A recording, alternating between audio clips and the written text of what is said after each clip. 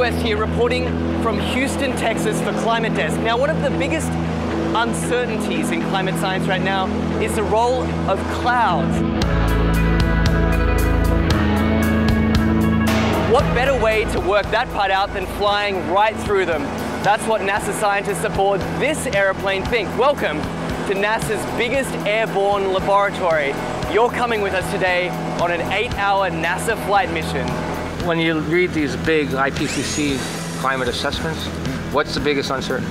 There's two, right? The role of aerosols and clouds. Clouds is probably bigger than aerosols. That is a piece of a puzzle that right now we are missing. You can't get the models right if you don't understand the chemistry and the process. Now we're being told we've got to get on. The doors are about to shut, so let's go aboard.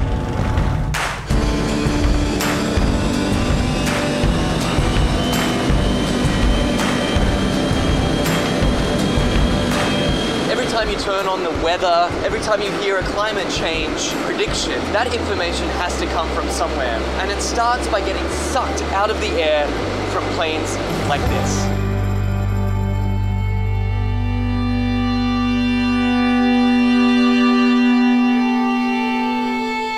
This mission is to particularly try to understand the emissions from the surface, so mostly biogenic emissions, so from trees and other plants.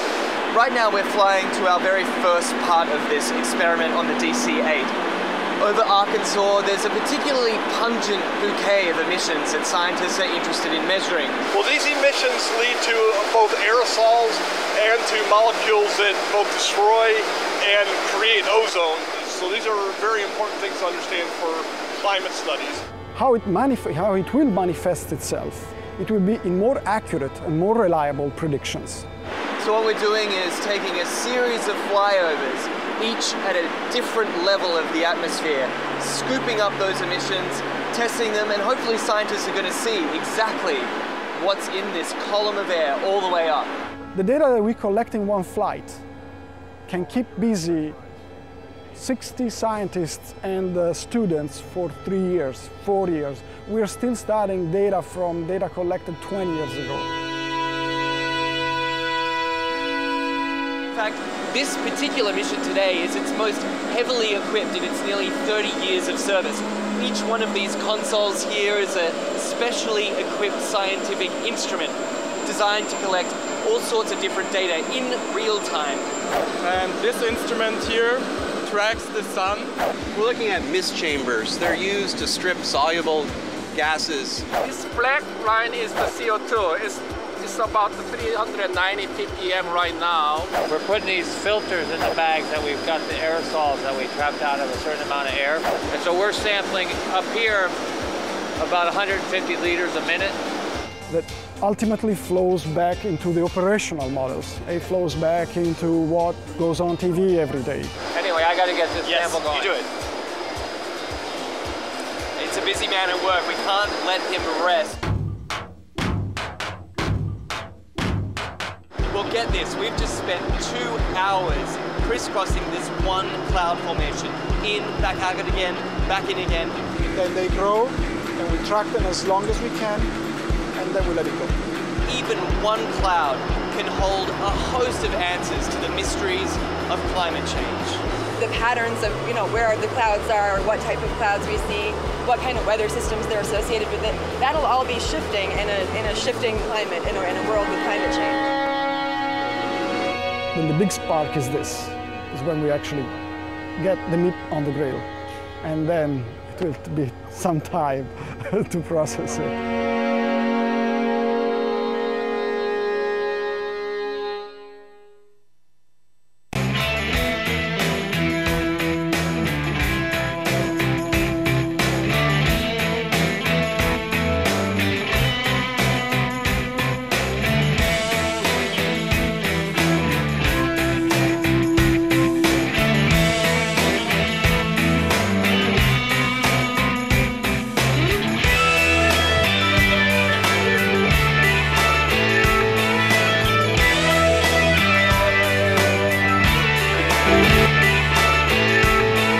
Hey, what do you say, friends and neighbors? Good morning, good morning. It's Tuesday, July 8th. So great to see you today. We got a lot of news and lots to talk about here on the Bill Press Show, coming to you live from our nation's capital, Washington, D.C., in our studio right here on Capitol Hill, and booming out to you on Free Speech TV nationwide and worldwide on our video stream, Talker TV, youtube.com/Talker, TAWKR TV. President Obama heading out of town today, late this afternoon, going off to Denver.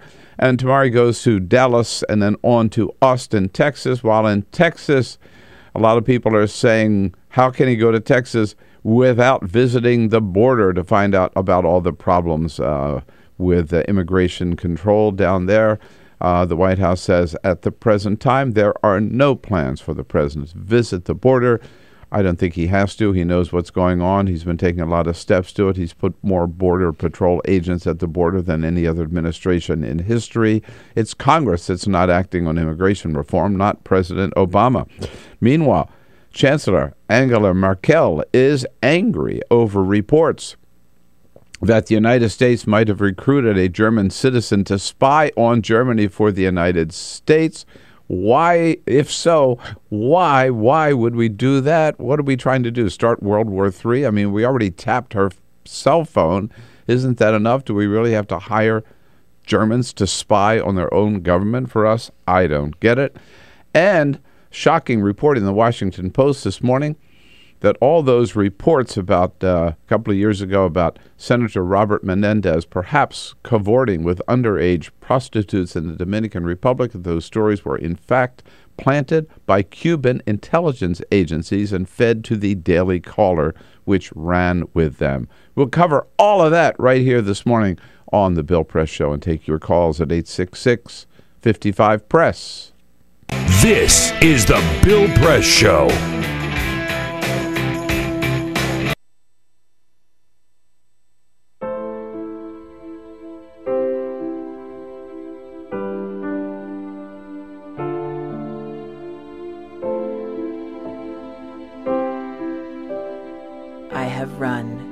These canyons for 6 million years.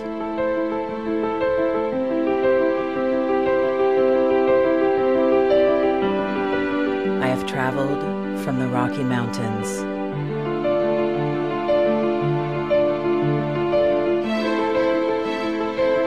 to the deserts, through scorching heat and freezing cold. From the land of the dinosaurs to fields of food.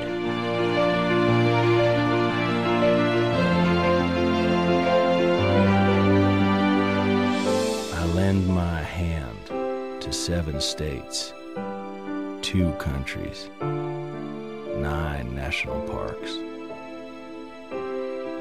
and 36 million people across an arid West. I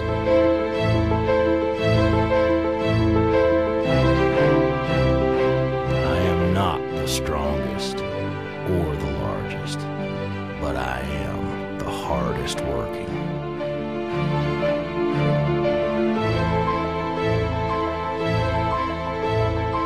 People love me.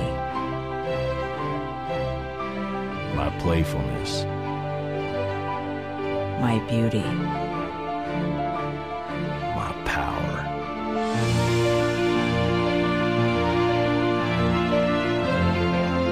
My life.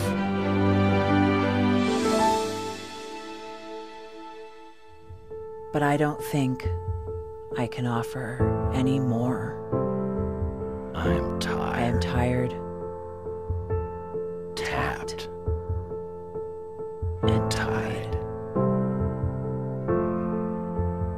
Of the hundreds of major rivers in the world, I am one of the few who no longer kisses the sea.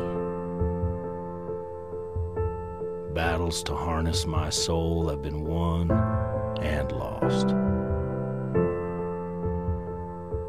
Use me wisely, and I will sustain you. Use me like you have, and I will break. My name is Red. The Grand River red. The American Nile. The Canyon Maker. I am the Colorado River. And I am the most endangered river in America.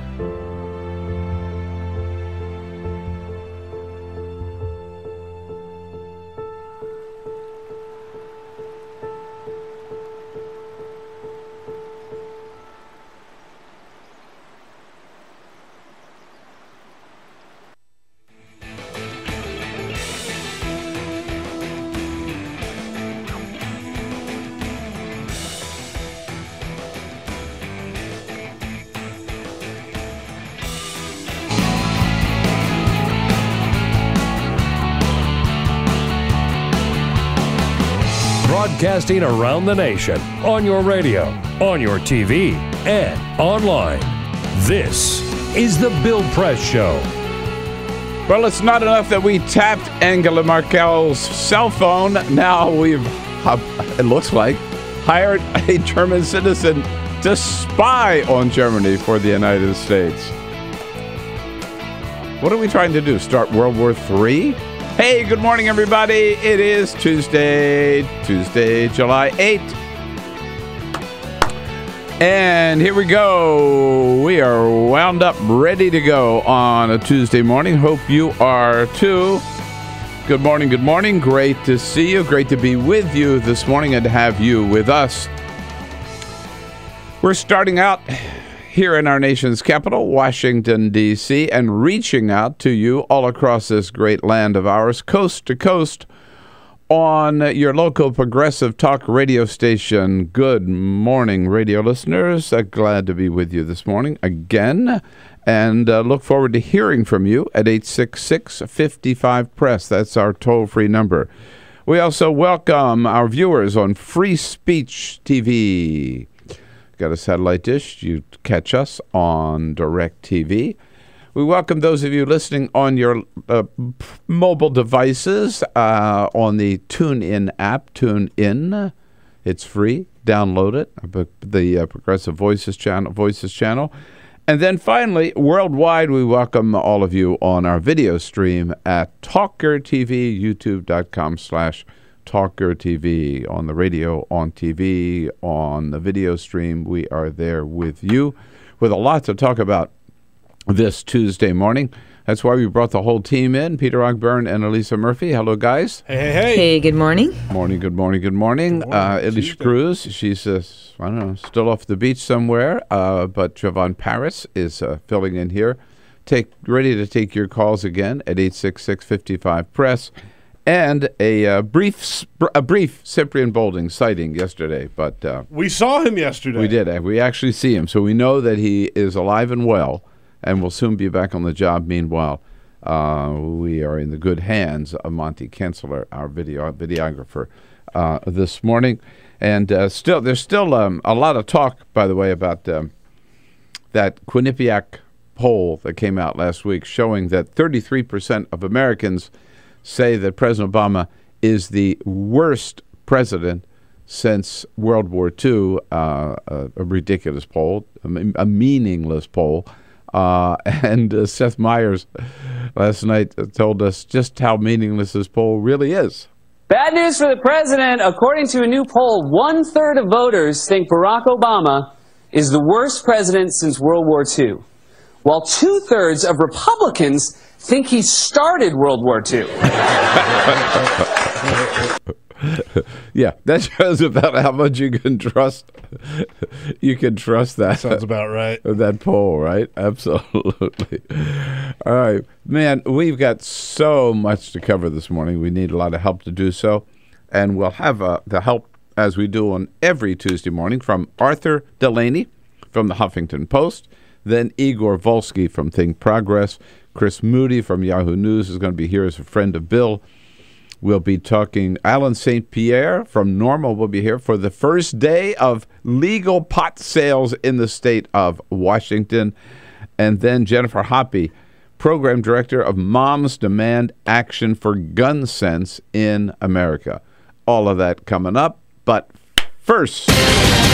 This is the Full Court Press. Just a couple of other stories making news this morning. Bill, what is your favorite or least favorite fast food restaurant? Oh, McDonald's. McDonald's is your least favorite? Least favorite McDonald's? My most favorite? Five Guys. Oh, well, that's actually a new study by Consumer Reports. They asked consumers their favorite and least favorite fast food restaurants. You're pretty much right on the average.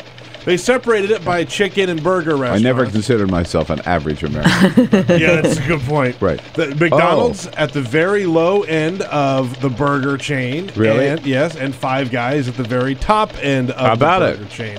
Some of the lowest performers across the board was Sbarro, the pizza chain that you'll see in the airport. That's terrible. Horrible food. They're terrible. Taco Bell near the bottom.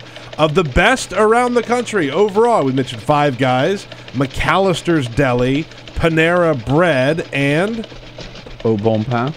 Chipotle. No. Oh, Chipotle. I'll take Chipotle. Definitely counts as fast food. Fast casual, but it counts. Yeah. It counts. So although, you know what? I'm going to, this is not nationwide, but I have to tell you, I stopped in around the corner here. District Taco last night? Yes, indeed. District Taco does a good job. They're very good. Fish tacos, shrimp tacos. Very, very good. And they're opening up just another one. I mean, they are really expanding quickly. Yeah, in this area. So maybe they'll be... Maybe. I don't know what they'll call them. Next year. Hey, Five Guys was local to just Washington for a long, long time. Now they're right, but it wasn't named District Taco. That's true. That's true. That's a good point. Warren G. Harding was a little bit of a love hound back in the day. We are about to find out exactly what he wrote to his mistress of several years. The Washington Post reports that a 50-year seal was placed on letters written by Warren G. Harding to his longtime mistress, Carrie Phillips, and that 50-year seal is about to expire. So we will see exactly what he wrote. We've already got to look at some of them, including he wrote in code. He referred to his favorite body part. His favorite body part. He called it Jerry. Jerry. Yes, Jerry. What he called little Warren. He gave him a name. He named him Jerry. And he called Carrie Phillips, his mistress, Mrs. Powderson, so as no one would pick up on the fact that they were corresponding. So we will get a look at all of those letters later this month. P.S. Jerry says hello. Hello, Jerry. Oh, boy. I think everybody should do that. So, well, I mean, The View need new panelists, Bill. You know, Barbara Walters retired. Elizabeth Hasselbeck joined Fox and Friends. Jenny McCarthy left. Sherry Shepard's leaving. One person who is publicly putting her name out there to join the show is Sarah Palin. Forget it. She was asked by the Hollywood Reporter if she had any interest in doing a, quote, political talk show, and she replied, quote, I hear everyone recently got canned from The View. Maybe a show like that needs a punch of reality and a voice of reason from America's heartland to knock some humble sense into their scripts. You First know, of all, someone willing to go rogue. First of all, it's not a political show. Okay. Second, you need at least half a brain to do that show. At least half. God, that would be a disaster. You know, you can't run around the country endorsing losing candidates and be a panelist on The View. Prediction, I don't think The View is going to hire Sarah. I don't think ABC is that dumb. I don't think so. No. Is she still on Fox? Paid for Fox? Oh, I don't Paid know. Fox contributor? I don't see her up there very often. No, I don't either. She might not be. No, she got her $1 million and ran. Hey, yeah, I'll tell you what. You know what? Where I'd like to start this morning. Well, I almost hate to start here, but I think we have to start here. And reaching out to our good friends in Chicago on WCPT on this one, because it's something the entire country is talking about, and we should be talking about, and that is the horrific violence in Chicago over the weekend. And you know, it's unusual, I know, to start on a topic like this, because usually, you know, when we talk about and kick around the day before and the next and the morning of the show, well, where are we going to stop? What's the most important topic? It's something that we feel strongly about, but we also have some answers to, right? And I have some opinion on, and feel this is definitely what we have to do and what we should do and what we've got to do. On this one, man, I am at a loss for answers. You know the numbers. This 4th of July weekend in Chicago. 82 people shot, 14 of them killed. And it seems to be an epidemic, 4th of July epidemic in Chicago. Last 4th of July in Chicago, 55, not as bad, but 55 people shot and 11 killed. And we just know the facts. I mean, most of these shootings occurred in the people of Chicago, I'm sure, are very familiar with this, mostly on a few neighborhoods in the west and on the south side, according to Chicago Sun-Times, Englewood, Roseland, Gresham, and the West Pullman neighborhoods. Almost all of the victims were black or Latino. Most of them were in their late teens and early 20s. Most of the violence was gang-related. We know that. 5 of the people shot, 5 of the 82 were actually shot by cops. There were many cases where gunfire was exchanged between some of the gang members and police. I saw pictures on the news last night of police cars shot up with bullet holes in them. 5 of the people shot were shot by cops. 2 of them were teenagers who were killed. And the reaction, of course, was immediate and was very strong. Mayor Rahm Emanuel on how senseless this whole thing is. What happened this weekend, the gun violence, is totally unacceptable. It was senseless. It was meaningless. The mayor goes on to say, we're all responsible for this, and we all have to be part of the solution. Where are the parents? Where is the community? Where are the gun laws? Where are the national leaders? So we do not have the guns of Indiana, Wisconsin, and Cook County and downstate Illinois flowing into the city. So many elements of that. And the police superintendent of Chicago, Gary McCarthy, pointing out again that there is one big difference why this is happening to Chicago, in Chicago, and not happening, for example, in New York City.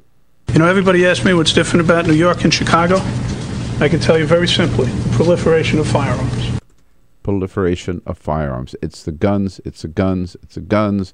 And he had, I saw again on the news last night, on a table alongside of him, he had a whole row of all different kinds of guns that the police had seized over the weekend.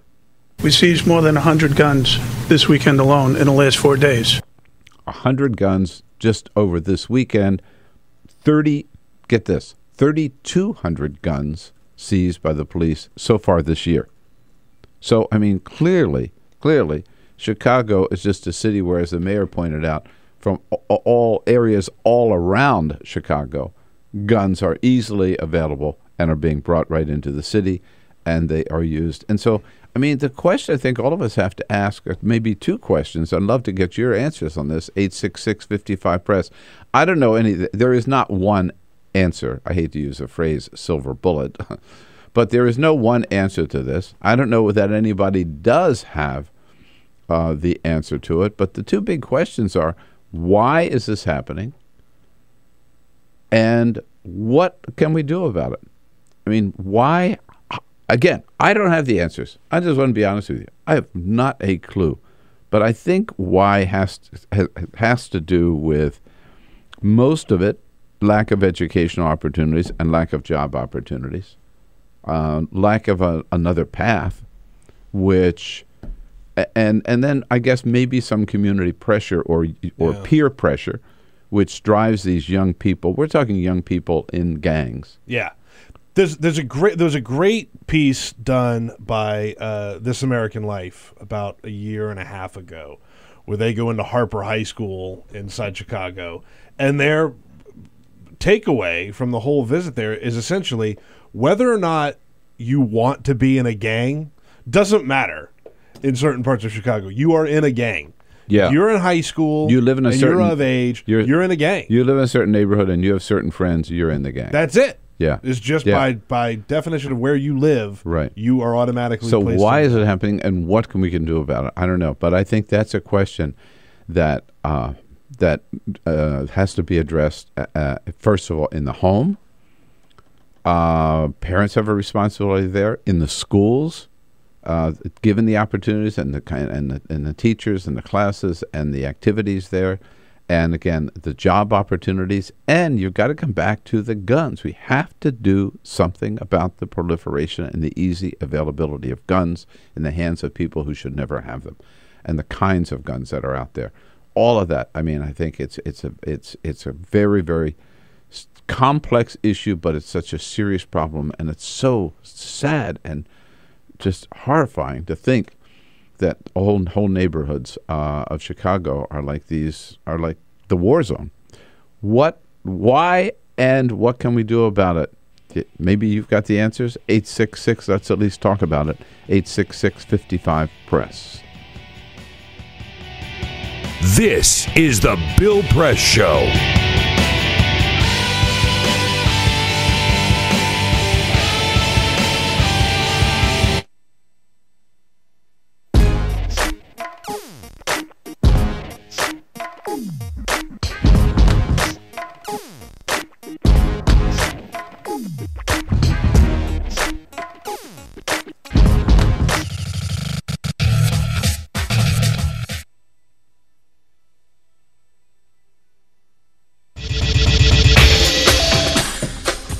Tune into Free Speech TV for Democracy Now!, a national, independent, award-winning news program bringing you people and perspectives rarely seen on corporate media. Grunt work. Love it, hate it, useful, not useful? Necessary. Our social entrepreneurs are people who have been on the front lines of social change. I've learned so much from talking with them. This is Cafe Impact, and I'm Jonathan Lewis. I will say that I think is a challenge for anyone, especially the new workforce as they come in, is the ability to accept grunt work with grace. The most boring, awful details are the most important elements of doing this work. From the way you save names in your Rolodex to the way you bank and you deposit checks. The truth is, this work isn't glamorous, it's rewarding. You don't go into this for the glamour, you go into it for the impact. And so it takes that determination to do the scut work to actually get anywhere. It can be really challenging in a first job for someone who's coming out of finishing school to have the enthusiasm that they do to make the type of social impact that they've dreamed of. And now they're here in this first job, and all of a sudden they're shouldered with all this grunt work. And they don't understand, and they don't get it, and they're resentful. Talk more about the power of answering phones. Sure, I did that myself, took out the trash, cleaned offices when I had to, and it's all good. There's power in being a good team player and in being somebody who sometimes has to support other people's leadership before you get to have your own moment in the sun. Is it hard to wait? It is absolutely hard to wait, especially if you're an alpha female like I am. I think grunt work can help a new employee build trust internally and teach them the nuances of how an organization is run so that they can have a real good sense of what HR is doing, what finance is doing, what all the other departments are, and that actually makes them a better employee in the long run. So in my role on a daily basis, I literally can be looking at a new venture in software. We could be looking at a microfinance deal. I could be making coffee, taking out the trash, and riding a tractor on any given day.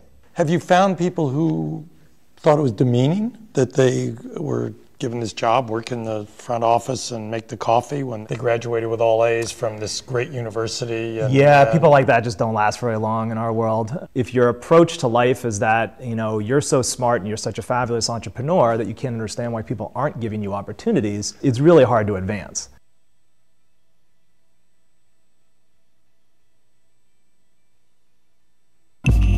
Tune in to Gay USA with hosts Ann Northrup and Andy Hum for in-depth coverage of lesbian, gay, bisexual, and transgender news. Watch Gay USA every week, only on Free Speech TV.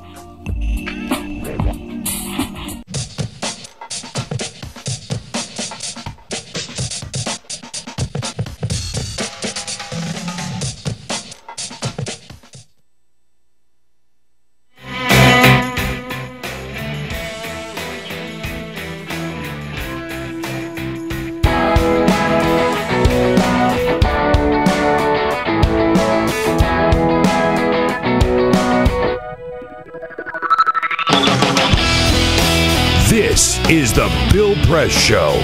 All right, 25 minutes after the hour, Arthur Delaney from Huffington Post joining us at the half hour, but still some time for some comments on this shocking violence in Chicago over the weekend.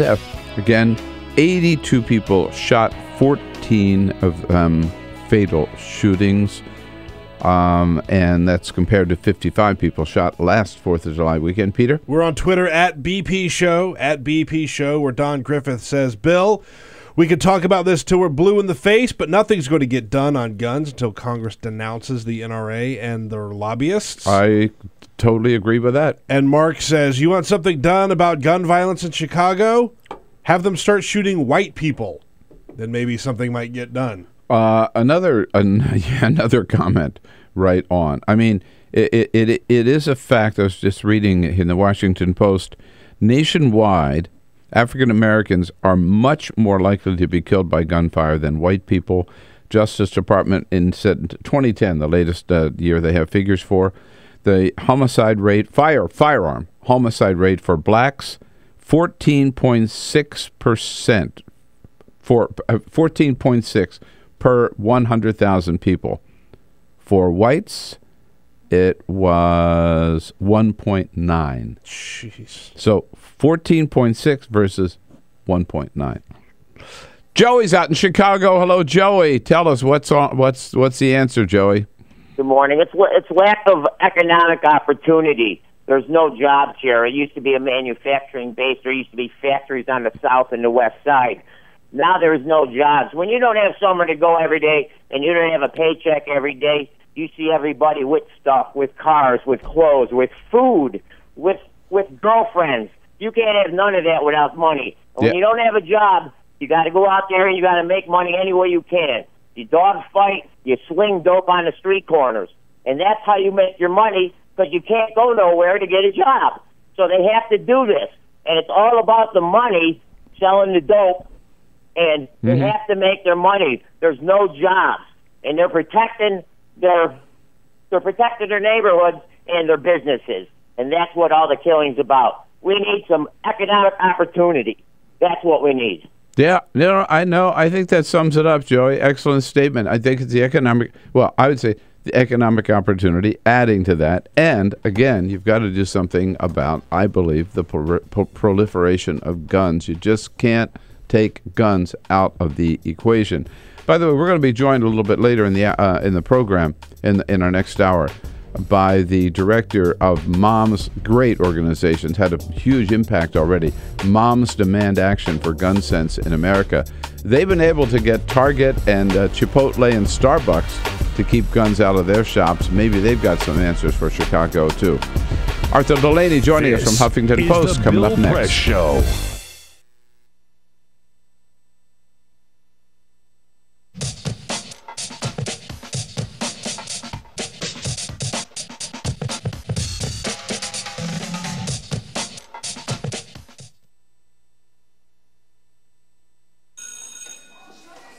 Don't look at me. Your hair's a bit frizzy today. Oh, you should pick that up. Oh, you're such a dork. Loser. Here, let me help you with that. Oops. Every day, kids witness bullying. Oh, look. Your crush is looking at you. Or you. They want to help, but don't know how. See, no one here's gonna help you, because no one Teach your likes kids how to be more than a bystander. Visit stopbullying.gov. If you drive buzzed, it could cost you around $10,000. You'll face major legal fees, major fines, and steep insurance penalties. You could lose everything. Nothing kills a buzz like getting pulled over for buzz driving, because buzz driving is drunk driving. When some people struggle with their mortgage payments, they become frozen, petrified. Not knowing what to do, they do nothing.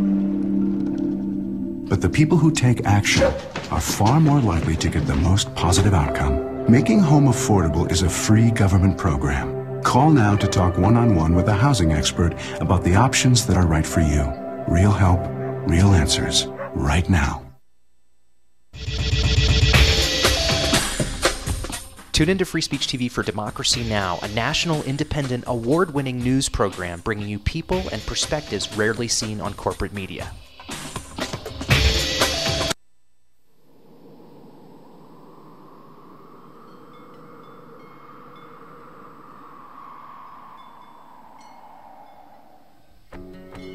I probably would make a time machine. I would make medicine for the sick. I'd probably invent something new. If I could have an extra 5 years to live. You said 5, right? 5 years. It's a long time. I would try to fix everything I did bad. I would bring my uncle back because I miss him very much. I would get more hamsters. I would probably want to go looking for dark matter. I think I'd go looking for aliens. If I could live an extra 5 years. I was thinking about making like a helicopter, like a wooden helicopter, but I don't have any wood. I want to go check out the moon sometime. I'd probably teach my sister not to hate tuna. I would try and invent a machine that lets you run at light speed. If I had 5 more extra years to live, I would be the boss of all the chipmunks. Eu cantaria na frente de 1 milhão de pessoas. I don't really know. I think I'd do anything. Why are you asking me that?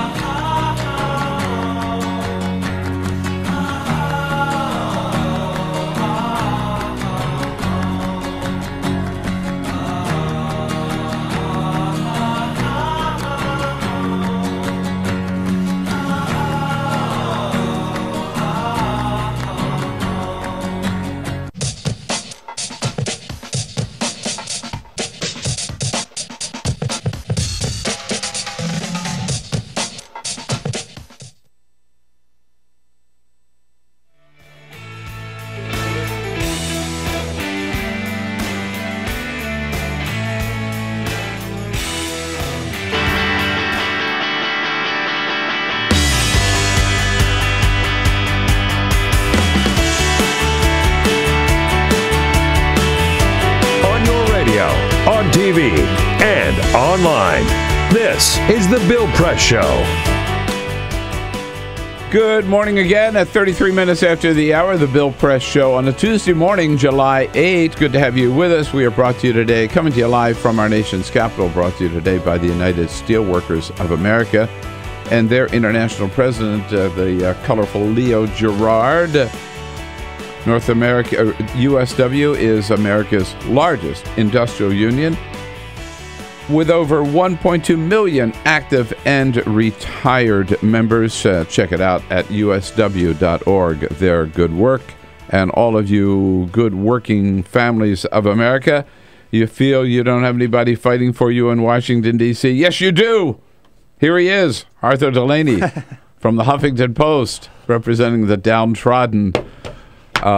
He's a voice for those that don't have a voice in Washington, D.C. Arthur, how are you? We can talk about my retainer later, America. Yeah, that's right.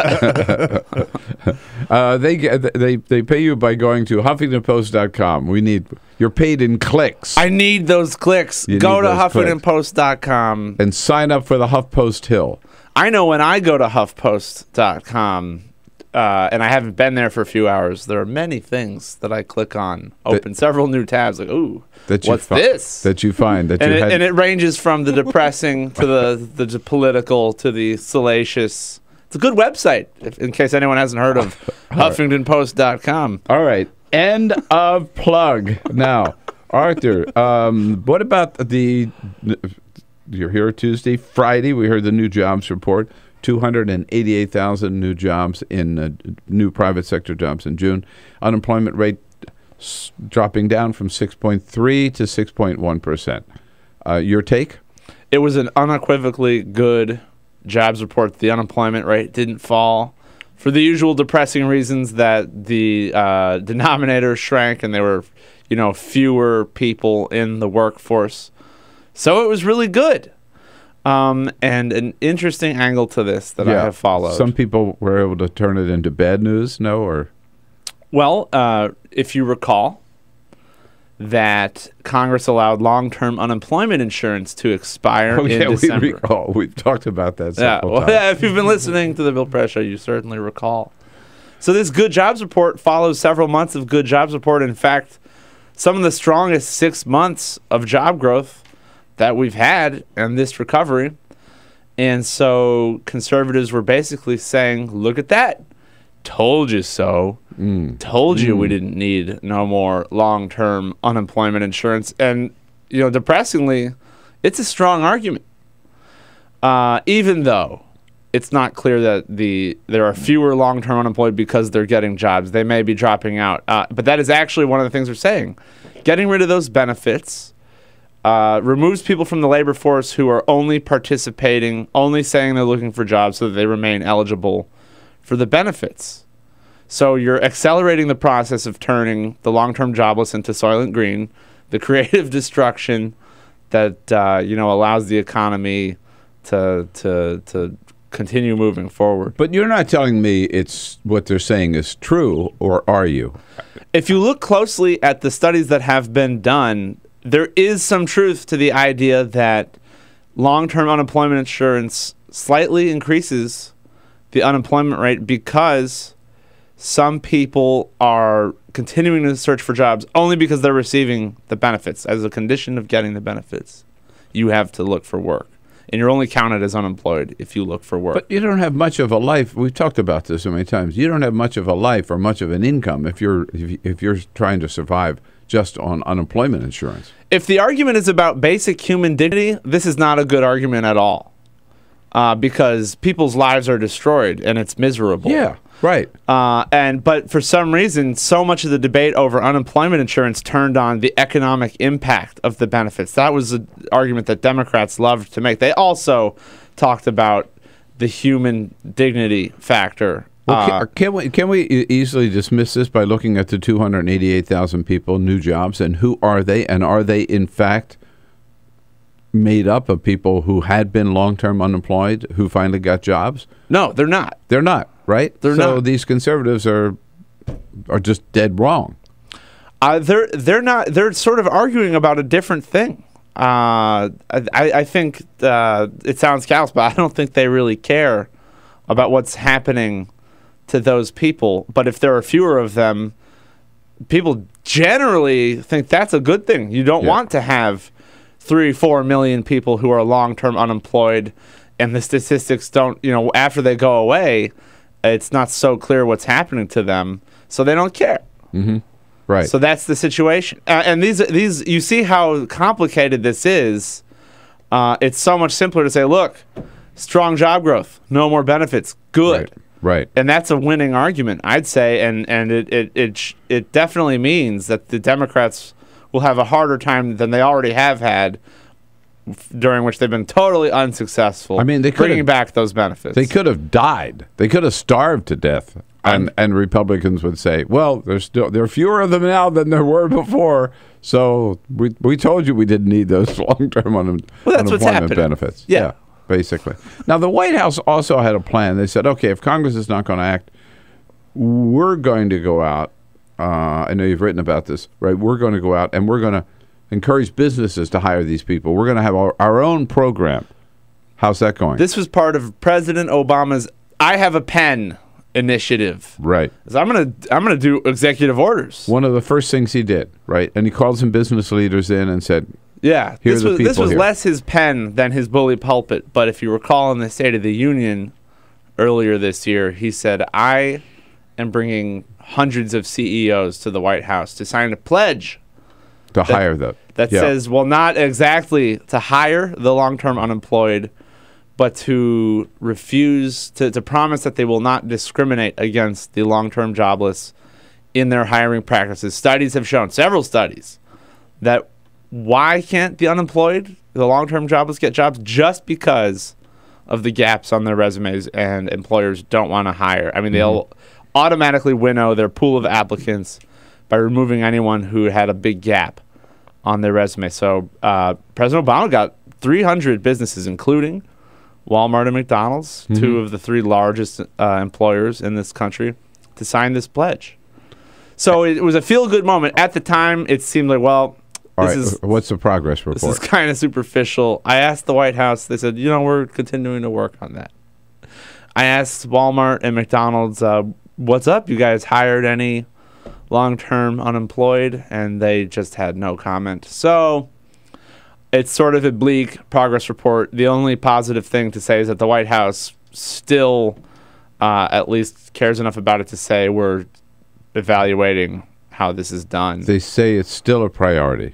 They may come out with an update on that someday, but that last week they had not much to say. That sounds like a good question maybe that I could throw to Josh Earnest today at the White House briefing. Ask him. I'm sure he'll say, we're continuing to look at that. as reported by Huffington Post. No, better yet. As reported by Arthur Delaney. Yeah, you'll get his attention that way. At Huffington. At Huffington Post. Right. Okay. See if his legs start shaking. I mean, that's why they have that podium. So he can hold in case anyone says Arthur Delaney. So he can knees buckle a little bit. So he can hold on to it. Okay. I'm going through this pile of clips from Arthur Delaney here this morning. Welfare drug testing takes effect in Tennessee. We talked about this, I think, last week, the possibility that they might be doing this. The war on drugs, so much less popular these days. Putting people in prison for doing drugs. We don't, not as cool as it used to be. People are undoing some of these harsh laws. They don't even call, by the way, I saw this the other day, they don't even call the drug czar anymore. I forget now what title the Obama administration. They've stopped giving him that communist title because even Republicans are down with the war on drugs having been a mistake and a failure. It's been a total bust. Total bust. More money spent on that with less results than any other government program. So at the same time that there is bipartisan consensus that the war on drugs was a goof, there is more support than ever for making poor people pee in cups to prove that they are not on drugs if they want to get some type of government benefit. And you could see how this isn't like locking them up. And the simple argument is, well, if we're going to give them money, they shouldn't be spending it on drugs. There's never an argument that these people are disproportionately using drugs. It's just taken for granted.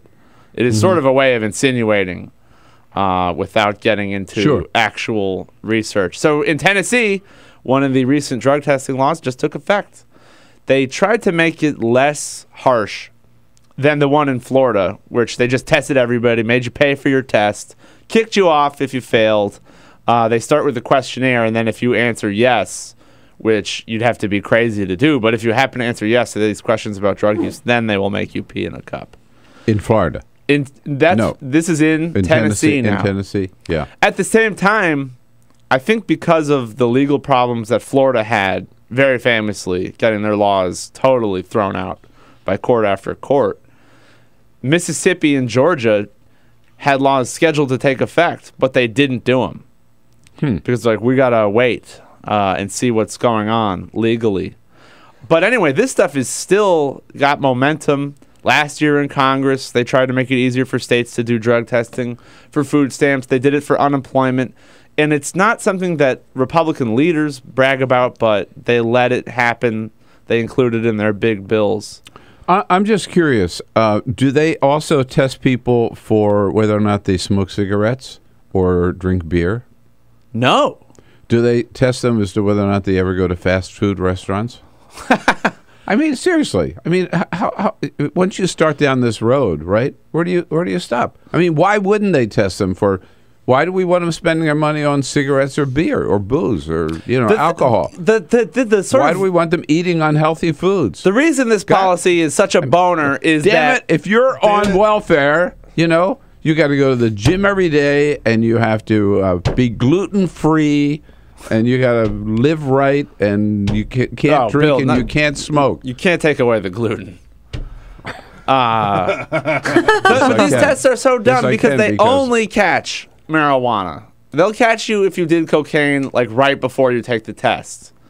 Marijuana, because of its the way it chemically works, it lingers in your system unlike any other drug. It also happens to be like the least harmful thing you could do. Plenty of responsible people could have had a joint 3 weeks ago on Friday night, and that's going to disqualify you from a job that isn't even related to from benefits, and you might be looking for work, but not in something that's related to public safety or anything like that. No, it's crazy. But you know what? You said it earlier, and I think it's true. It's just that nobody's making a big deal of this. It's just happening in state after state after state, and nobody's raising hell about it, except you. The most punitive laws related to welfare and drugs that have been on the books were put there with no debate.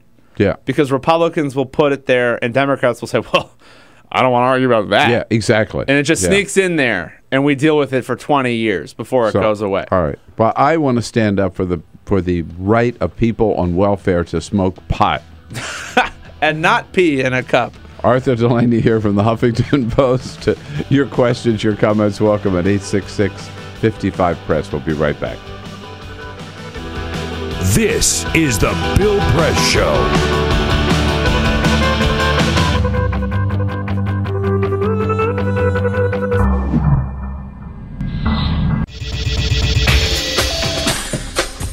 Tune into Free Speech TV for Democracy Now!, a national, independent, award-winning news program bringing you people and perspectives rarely seen on corporate media.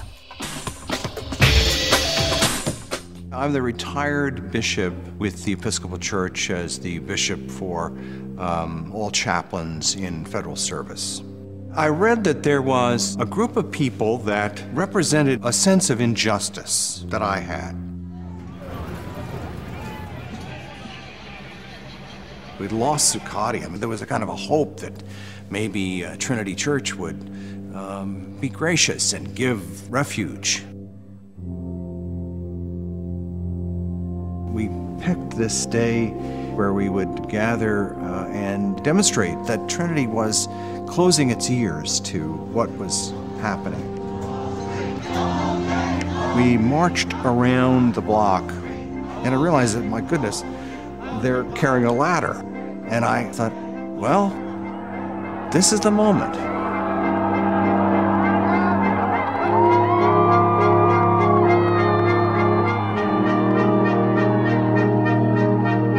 You could feel a spiritual presence. You could feel a certain something.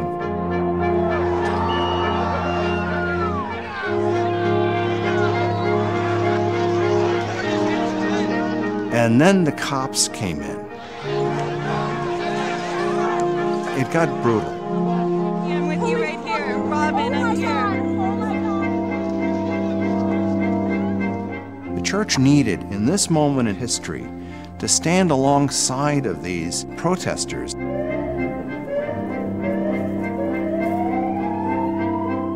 truth of Christ is found in the pews, is found in the institutional church, but it is also found in the streets. It's found in the honesty and the integrity, the insistence of people that you find in Occupy Wall Street.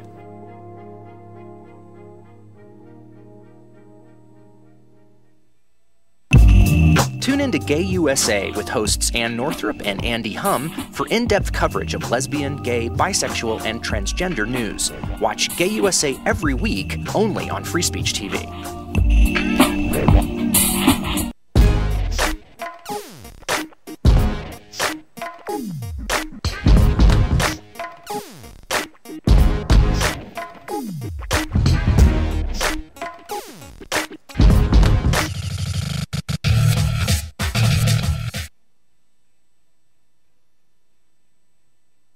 This is my computer. This is your computer.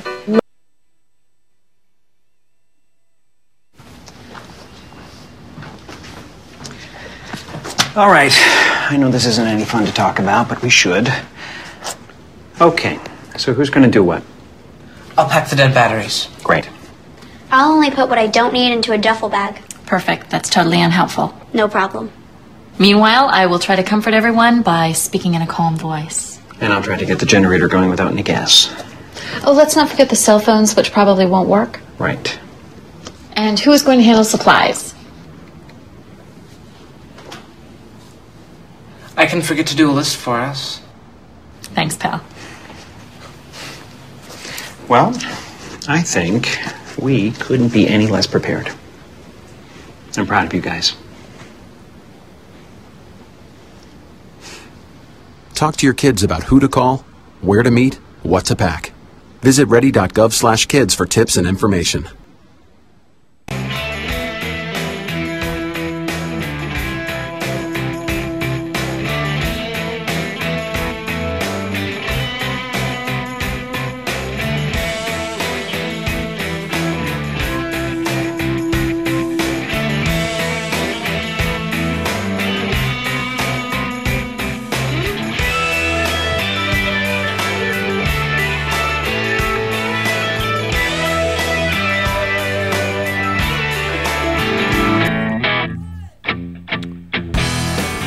All right, here we go now. 9 minutes before the top of the hour. Arthur Delaney here on a Tuesday morning from Huffington Post.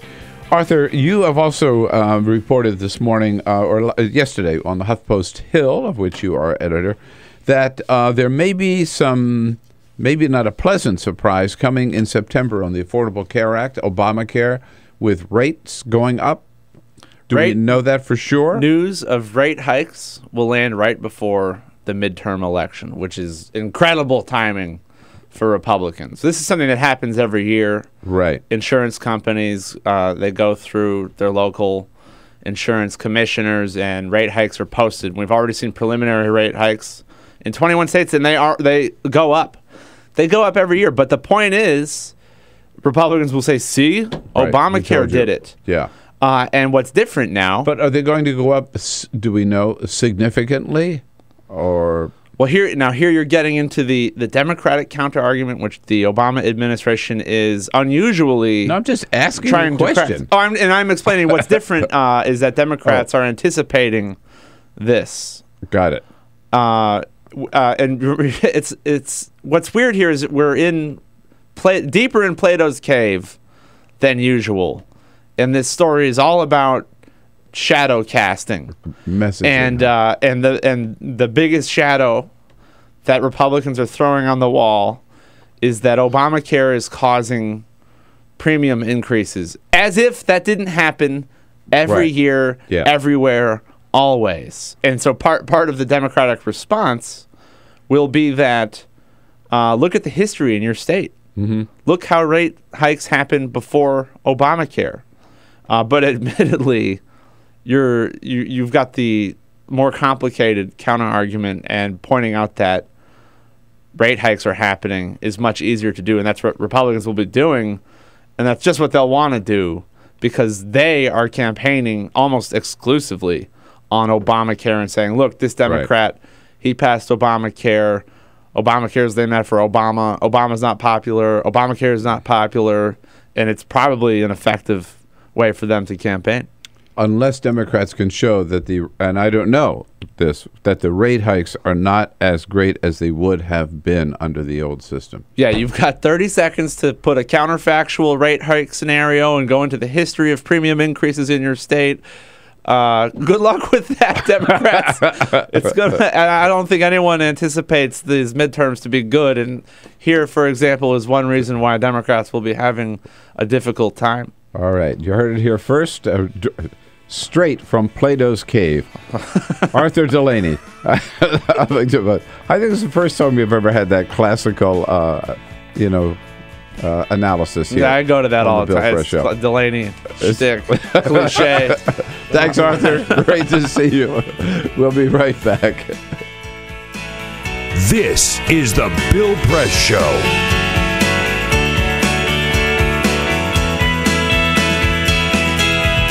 This is my computer. This is your computer. Let's go on the internet. Let's go. Click it. Yes. Okay. I cursor in between the R and the E. Racing dot. I want you to just push the period. She's gonna love me all over again. That's it. Jamaica, here you go. Here we go. Good job. Thank you. And I did it by myself. Feel smarter. So, I'm kind of new here, but I've noticed a trend. My human does this funny thing where she goes around and gets all my toys, and then she hides them in that basket by the door. But it's always the same basket, and it's always in the same place. And then she acts so surprised when I find them, but, she's putting them in the same basket. Again. It's like, hello? That's where you put it last time.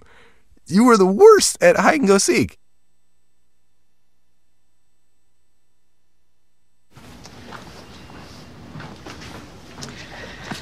All right. I know this isn't any fun to talk about, but we should. Okay. So who's going to do what? I'll pack the dead batteries. Great. I'll only put what I don't need into a duffel bag. Perfect. That's totally unhelpful. No problem. Meanwhile, I will try to comfort everyone by speaking in a calm voice. And I'll try to get the generator going without any gas. Oh, let's not forget the cell phones, which probably won't work. Right. And who is going to handle supplies? I can forget to do a list for us. Thanks, pal. Well, I think we couldn't be any less prepared. I'm proud of you guys. Talk to your kids about who to call, where to meet, what to pack. Visit ready.gov/kids for tips and information. Hey, thanks for stopping by. I followed your character since the first episode. I'm a big fan. Big fan. Thank you. And listen, your storyline, it makes for incredible TV drama. Thing is, your drug use is very adult content. Too adult for the kids. So I'm gonna have to block you. Oh, man. Yeah. Well, have a good one. You're a nice lady.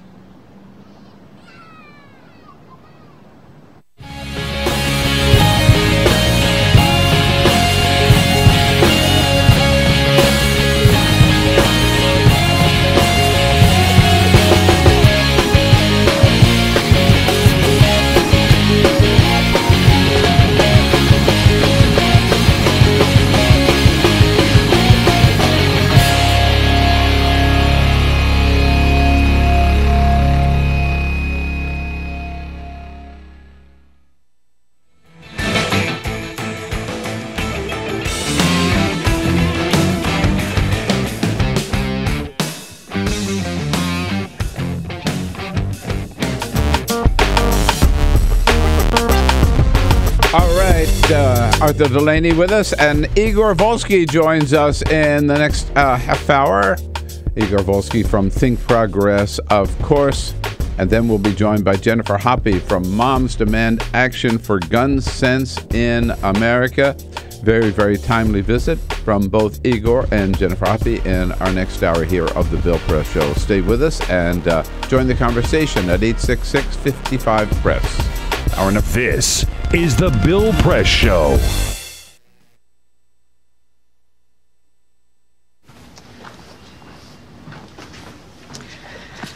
All right. I know this isn't any fun to talk about, but we should. Okay. So who's going to do what? I'll pack the dead batteries. Great. I'll only put what I don't need into a duffel bag. Perfect. That's totally unhelpful. No problem. Meanwhile, I will try to comfort everyone by speaking in a calm voice. And I'll try to get the generator going without any gas. Oh, let's not forget the cell phones, which probably won't work. Right. And who is going to handle supplies? I can forget to do a list for us. Thanks, pal. Well, I think we couldn't be any less prepared. I'm proud of you guys. Talk to your kids about who to call, where to meet, what to pack. Visit ready.gov/kids for tips and information.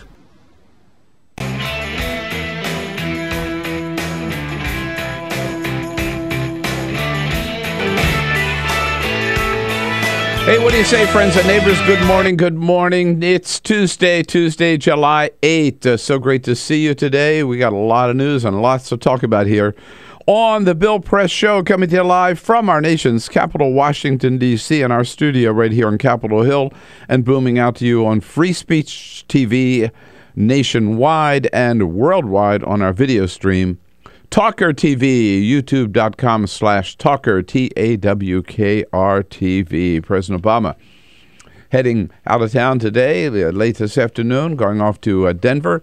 And tomorrow he goes to Dallas and then on to Austin, Texas. While in Texas, a lot of people are saying, how can he go to Texas without visiting the border to find out about all the problems with immigration control down there?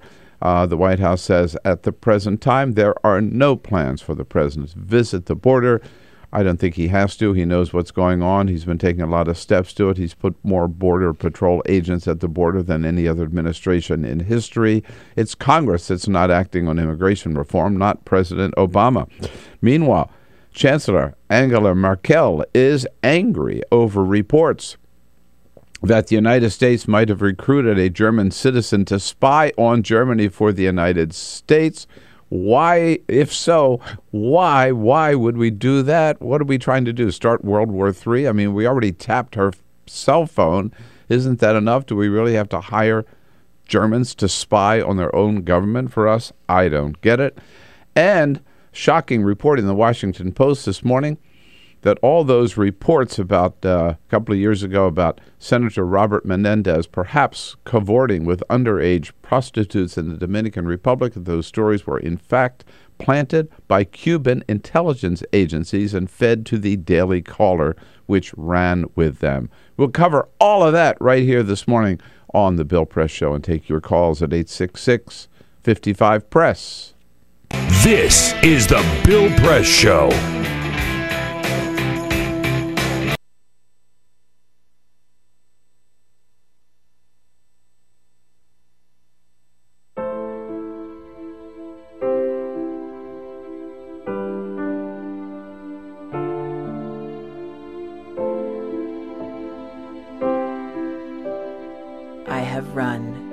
These canyons for 6 million years.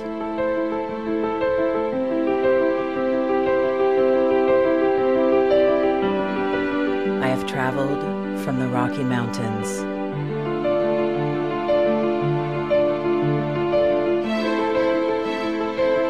to the deserts, through scorching heat and freezing cold.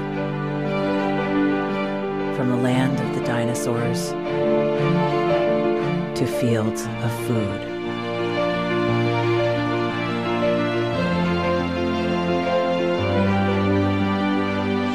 I lend my hand to 7 states, 2 countries, 9 national parks,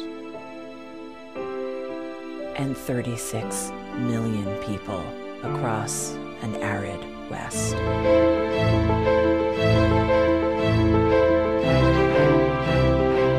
am not the strongest or the largest, but I am the hardest working.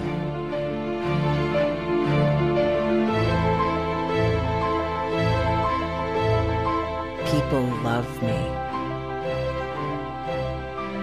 My playfulness. My beauty. Power.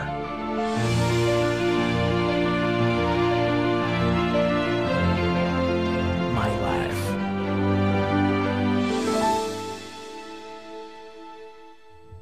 But I don't think I can offer any more.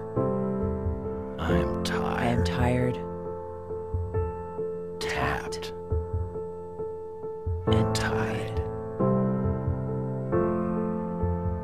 Of the hundreds of major rivers in the world, I am one of the few who no longer kisses the sea. Battles to harness my soul have been won and lost. Use me wisely, and I will sustain you. Use me like you have, and I will break. My name is Red. The Grand River Red. The American Nile. The Canyon Maker. I am the Colorado River. And I am the most endangered river in America.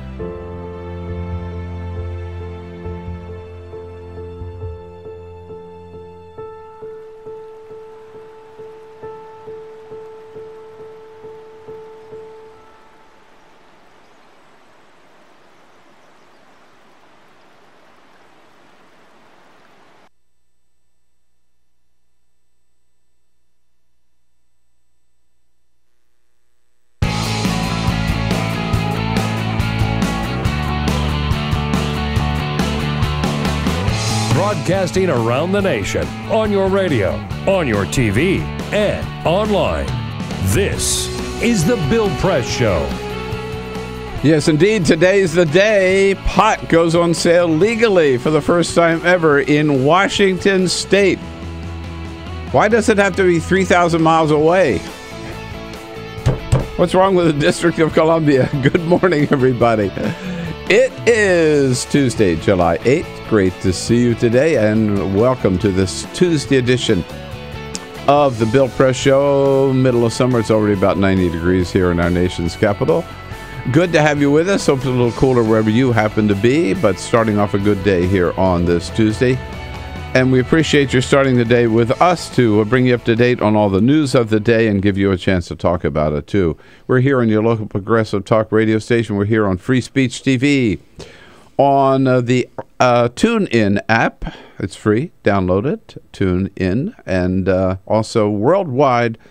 It's good to have you with us on our video stream, youtube.com/TalkerTV. And we know why all you Igorians have tuned in this Tuesday morning, of course, because you know he's going to be here. Igor Volsky didn't disappoint, made it in this morning from Think Progress. Hello, Igor. How are you? Good morning. And in a strange coincidence, I have a direct flight to Washington State right after this. Oh, so is that right? Yeah, oh, have good. some time to do this. Do you have another seat alongside of you? Yes. On Washington State. Yeah. You know, pot tourism has proven to be very, very... Although they may not have enough pot in Washington. Their growers just got the licenses yesterday, and they don't have it produced yet. No, I thought that was strange. They got the licenses yesterday, and they start selling today. I might have to delay my trip. Look, we have growers. They're going to sell out. Here in Washington, there are a lot of growers in Colorado. I'm sure they could import some weed. Can you just do that? No. Can you, I don't think it's got to be homegrown. Yeah. Has to be this is local, made in Washington. I know. But I'm just saying, to help fill the need, maybe they can make an exception. You know, while they grow some. It doesn't take that long to grow weed, from what I understand. I've heard there is some grown in California. Yeah, sure. I'm not sure. Yeah. I'm not sure. I couldn't. Wait, it's not legal there, Bill. How do they grow it in California? That's what I say. I couldn't confirm that. I just heard that rumor. Anyhow. Igor Volsky with us, as well as the rest of the team here this morning. Peter Ogburn and Lisa Murphy. Hello, guys. Hey, good morning. With Javon Paris filling in on the phones this week. Alicia Cruz got the week off, so give us a call at 866-55-PRESS. And Cyprian Bolding still out. Monty Kensler here as our videographer for the day, in good hands of Monty Kensler on Free Speech TV and on a video stream, Talker TV. And we know, Igor, there's still a lot of buzz and a lot of talk about last week's Supreme Court decision on Hobby Lobby. Of course. And last night, I think it was Jimmy Fallon. Right. No, I'm sorry. Seth Meyers. Yeah. Sorry. Get all these late night comics, you know. Yeah, right. Difference. Yeah. But Seth Meyers said there is a sort of a silver lining to the cloud of the Hobby Lobby decision, which most of us hadn't probably thought about. This is really surprising to me. Last week, the Supreme Court ruled that the craft store Hobby Lobby can deny employees birth control based on the corporation's religious beliefs. Luckily, though, Hobby Lobby has everything you need to build your own birth control. some rubber bands. Dowels. You're going to need some dowels. Rubber bands and dowels. Glitter. Yeah, glitter that up. Glitter it up. Those are not FDA-approved methods. A little glue, just for the record. a little Good point. super glue, duct tape. I don't know, whatever they got. They've got it all right there at Hoppe. That's going to hurt the duct tape. Oof. Do it yourself contraception. All right. So we got a lot to cover here with Igor Volsky, and then not that, but also. And then at the half hour, Moms Demand Action for Guns. Jennifer Hoppe in the studio with us. In the next hour, Chris Moody, friend of Bill from Yahoo News, and Alan St. Pierre celebrating from NORML, celebrating Washington State today. But first, this is the Full Court Press. Just a couple of other stories making news. Crumb's Bakery, one of the biggest cupcakeries around the country. They have 48 stores in 10 different states. They announced yesterday, out of the clear blue sky, they are closing all of their stores. What? Across the country. Why? No more. Here's the deal. Obamacare? Thanks, Obama. Well, the NASDAQ stock market dropped them on July 1st, and it had to do with the money that they're making. NASDAQ requires companies to have at least $2.5 million in shareholder equity, and they didn't have that, and so they've just been going down, and so, poof. They just got rid of all the stores. They informed employees yesterday. Today is the last day. There was no slow burnout. It was How just did they over. shut them all down? Wow. They just shut them down. Shut them down. Wall Street Journal reporting that yesterday. Wow. Somebody will step in. You watch. I wouldn't be surprised. There are a couple here in Washington, D.C., so we'll see what happens. The Tour de France is taking place right now. It kicks off in England, and it goes on for 22 days. One thing that race organizers are telling spectators to not do is to take selfies with the cyclists. This is a real problem because a spectator was injured on the very first day in England because they're getting into the raceway and positioning themselves in such a manner that they can take a selfie with the cyclists as they approach. One of them got hit. Oh, my God. Do not do that. It's very dangerous. I mean, I blame Ellen for all of this. This is she all used to do Ellen's a PSA warning people. And Obama. He did the selfie thing. So irresponsible. Wait, you buried the lead, if I may point this out. You buried the lead. That the Tour de France started this year in freaking England. That's true. I mean, what's going on? They can't call it the Tour de France if they're in the English countryside. They've never done this before. It's the first time. And you know why? Because they're trying to put a new face on the Tour de France because of the doping. And Lance Armstrong. So they're trying to give it a new look. So they think they can do this by conning people into taking to another country. Pretending that the real problem are these selfies. But that's the real big concern are the selfies. Yeah, okay. Get the damn Tour de France back in France. Back in France. There you go. And Google co-founder Larry Page had some good advice. I hope you're listening, Bill.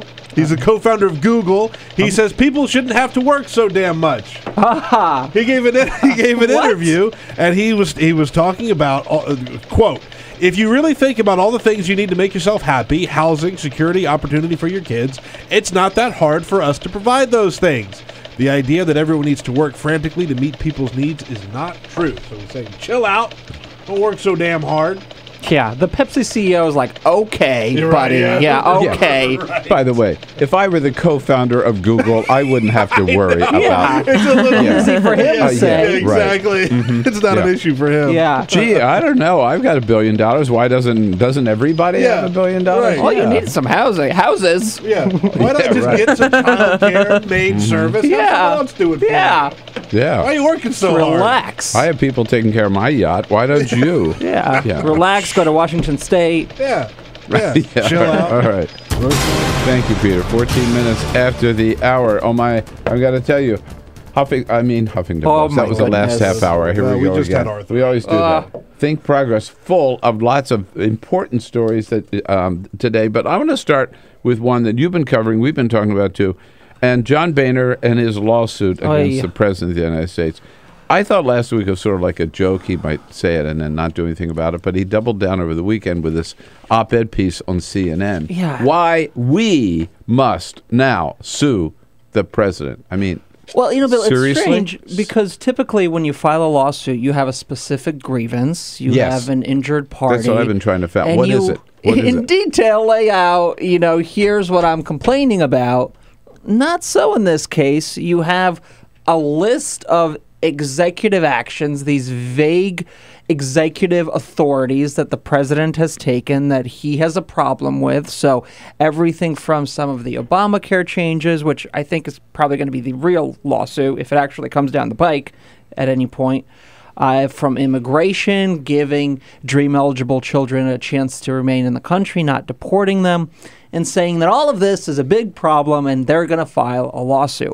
And of course, the White House couldn't be happier. This is like, they've had weeks of bad news. This lawsuit, they're practically giddy about because it shows the president taking action over a do-nothing Congress, and now Congress is doing nothing but suing them for it. So it's working politically to their advantage. But my goodness, the way this is shaping out, the fact that he's been talking about it for the past 2-3 weeks and has offered no specifics is really somewhat surprising. Can he not find outside counsel to take this up? And if he does take the outside counsel, how much is this going to cost American taxpayers? I mean, once this becomes operational, I think a lot of red flags. I do too. By the way, Peter, we should tweet this out if we haven't already. I have a column in the Hill newspaper today on this very issue. A do-nothing lawsuit is the headline of it. And another point that I make here, agreeing with your points, is also what I don't understand is, how could this be good for the Republican Party? I mean, I think this makes them look silly, and it just underscores the fact that they have done nothing in this Congress. Yeah. They're just wasting time, wasting money, and this is the best they can come up with. And the context here is also bizarre. This comes on the heels of 8 years of President George W. Bush, who expanded executive authority like nobody else. And it's the kind of level of hypocrisy that even people like Neil Cavuto, the Fox News host, when he was interviewing Michelle Bachmann, this was several weeks ago now, remember? Laughed her practically off his show. Threw her off the show are almost. You guys serious? What is this? We have real problems we have to solve. Get to them. If Democrats ever tried to do this, you'd laugh at them. And I think really the rest of the country here is laughing at this whole idea. Speaking of Fox News, you reported yesterday that Fox News has some new ideas for women, America, right? Yes. Turns out that there's been an overcorrection bill. We went from a society in the 1950s where we didn't care too much about women and their needs and their wants, all the way to 2014 where we care too much. And women are now treating men like they're nothing.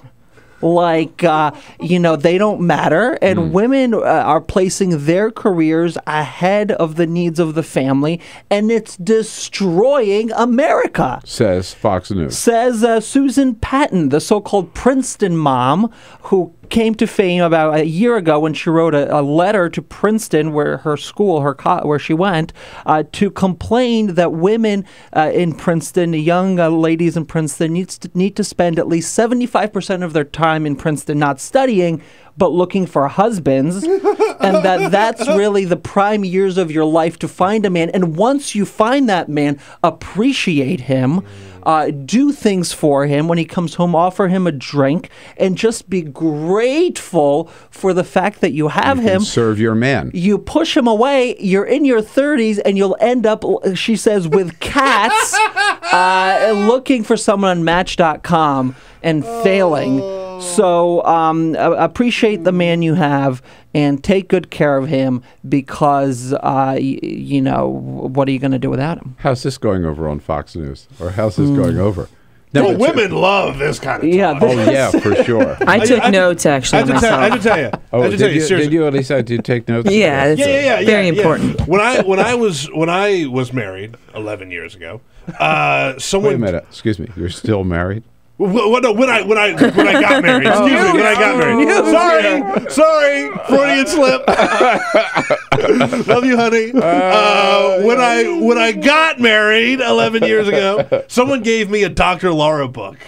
And it was the same exact principle. It was, and I gave it to my wife. Of course. As a joke. Yes, highlighted. As a joke. I'm an enlightened modern day man. Yeah. I would never request these things of my bride or expect them. But it was, make sure that your husband has clean laundry. Make sure that you have hot meal waiting for him when he gets home.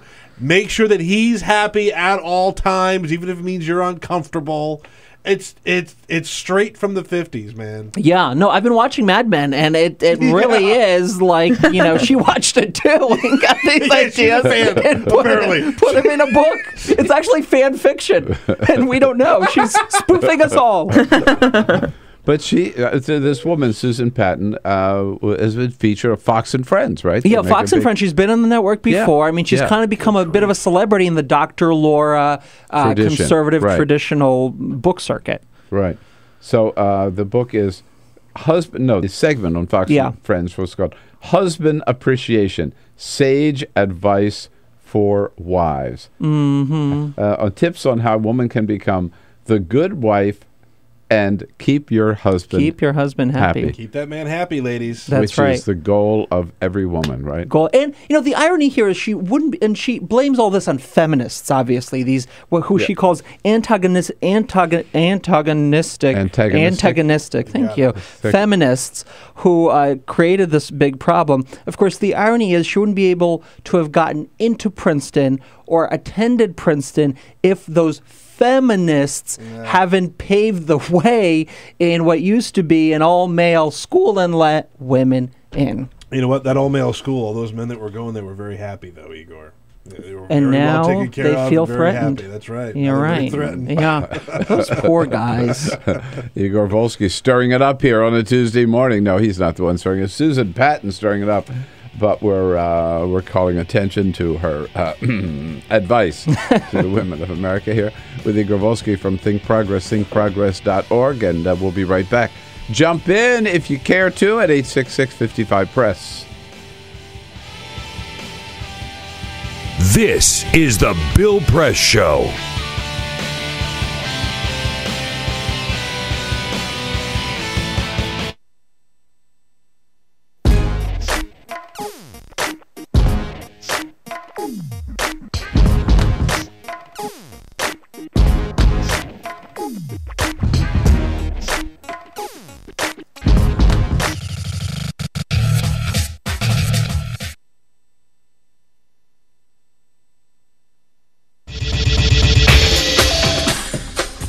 Tune into Free Speech TV for Democracy Now!, a national, independent, award-winning news program bringing you people and perspectives rarely seen on corporate media.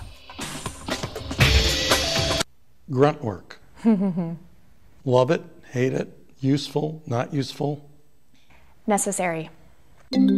Our social entrepreneurs are people who have been on the front lines of social change. I've learned so much from talking with them. This is Cafe Impact, and I'm Jonathan Lewis. I will say that I think is a challenge for anyone, especially the new workforce as they come in, is the ability to accept grunt work with grace. The most boring, awful details are the most important elements of doing this work. From the way you save names in your Rolodex to the way you bank and you deposit checks. The truth is, this work isn't glamorous, it's rewarding. You don't go into this for the glamour, you go into it for the impact. And so it takes that determination to do the scut work to actually get anywhere. It can be really challenging in a first job for someone who's coming out of finishing school to have the enthusiasm that they do to make the type of social impact that they've dreamed of. And now they're here in this first job and all of a sudden they're shouldered with all this grunt work. And they don't understand and they don't get it and they're resentful. Talk more about the power of answering phones. Sure, I did that myself, took out the trash, cleaned offices when I had to, and it's all good. There's power in being a good team player and in being somebody who sometimes has to support other people's leadership before you get to have your own moment in the sun. Is it hard to wait? It is absolutely hard to wait, especially if you're an alpha female like I am. I think grunt work can help a new employee, build trust internally, and teach them the nuances of how an organization is run so that they can have a real good sense of what HR is doing, what finance is doing, what all of the other departments are, and that actually makes them a better employee in the long run. So in my role on a daily basis, I literally can be looking at a new venture in software. We could be looking at a microfinance deal. I could be making coffee, taking out the trash, and riding a tractor on any given day. Have you found people who thought it was demeaning that they were given this job, work in the front office and make the coffee when they graduated with all A's from this great university? Yeah, people like that just don't last very long in our world. If your approach to life is that, you're so smart and you're such a fabulous entrepreneur that you can't understand why people aren't giving you opportunities, it's really hard to advance.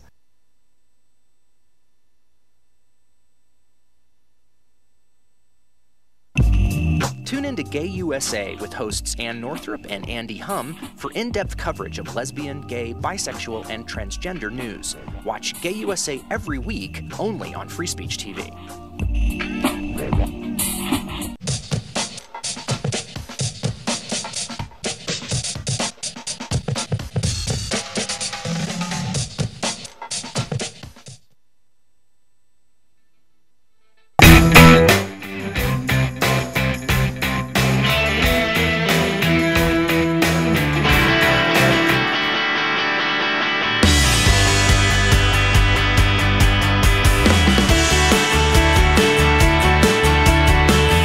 Seen on Free Speech TV and online on Talker TV. This is the Bill Press Show. Moms demand action for gun sense in America. Jennifer Hoppe, Program Director of Moms Demand Action. Coming up in our next half hour right now, Igor Volsky here. It's a Tuesday. It's Igor Day at the Bill Press Show from Think Progress, thinkprogress.org. So,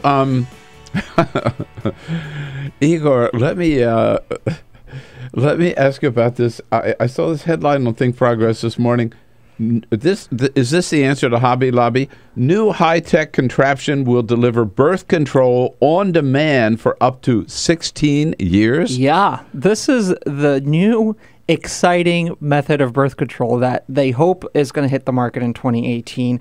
Women receive an implant in their bodies, and then there's a remote control that allows you to get a dose of birth control every single day for 16 years. Whoa. And if you want to stop, you just switch the remote off and you don't have to get the implant taken out, go to the doctor, anything like that. But for that period of time, you're set. It's much longer than anything available now in the market, which is about 5 years for the longer forms of birth control. That's the kind, the IUDs, that Hobby Lobby is against. But this is something they're still working on and they hope to have on the market fairly soon. So exciting if you want something very stable that you're not going to forget. So you would implant a chip? You basically? implant a chip in your arm or in your abdomen, and that's it. And then for 16 years, you can get that dose without having to worry about it in any way. That's amazing. Yeah. Well, then why wouldn't it work for all kinds of medication? I mean, if you had to take a pill for lowering your cholesterol, right? There you go. Why not have that chip put in, and then you wouldn't have to take the pill, right? Bada boom. Innovation right here on the Bill Press Show. That's the next step. Think about it. Right. Pharmacies. I'm speed dialing the FDA right now. You wouldn't have known about that without Think Progress. thinkprogress.org. Thank you, Igor Volsky. Thank you. This is the Bill Press Show.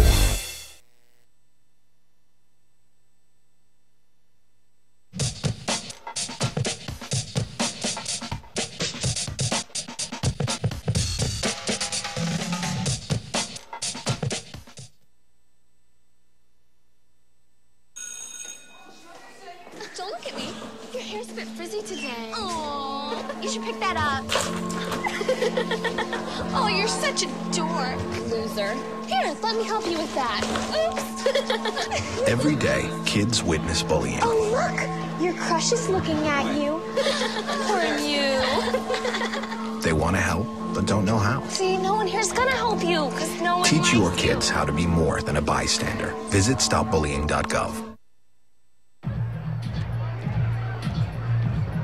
If you drive buzzed, it could cost you around $10,000. You'll face major legal fees, major fines, and steep insurance penalties.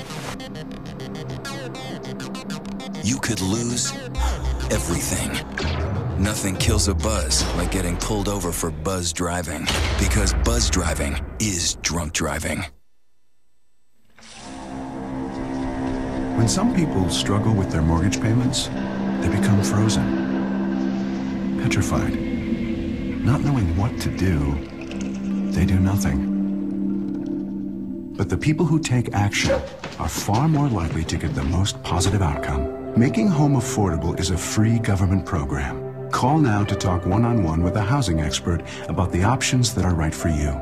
Real help, real answers, right now. Tune into Free Speech TV for Democracy Now!, a national, independent, award-winning news program bringing you people and perspectives rarely seen on corporate media.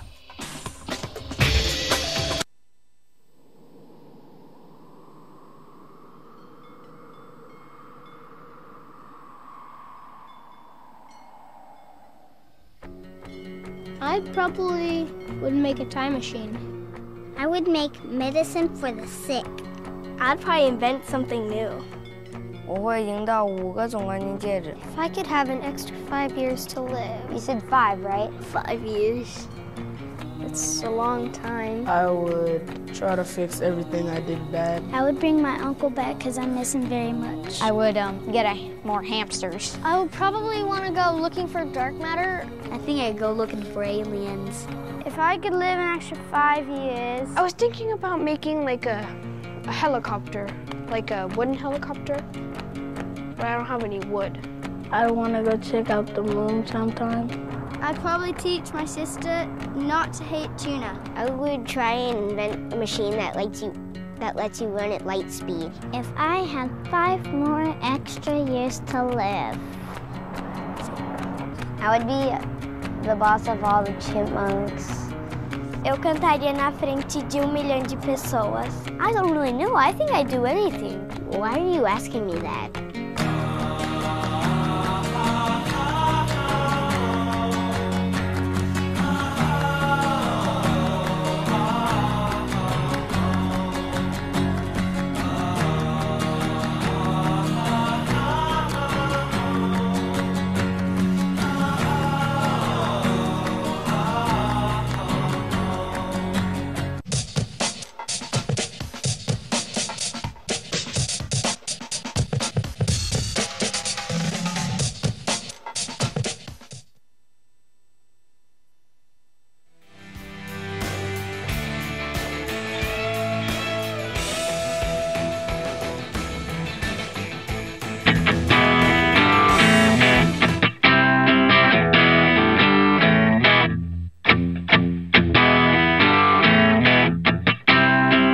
Connect with The Bill Press Show on Twitter. Follow us at BP Show and tweet using the hashtag WatchingBP.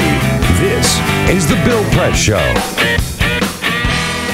Here we go, 33 minutes after the hour now on a Tuesday morning, July 8th. The shocking news out of Chicago.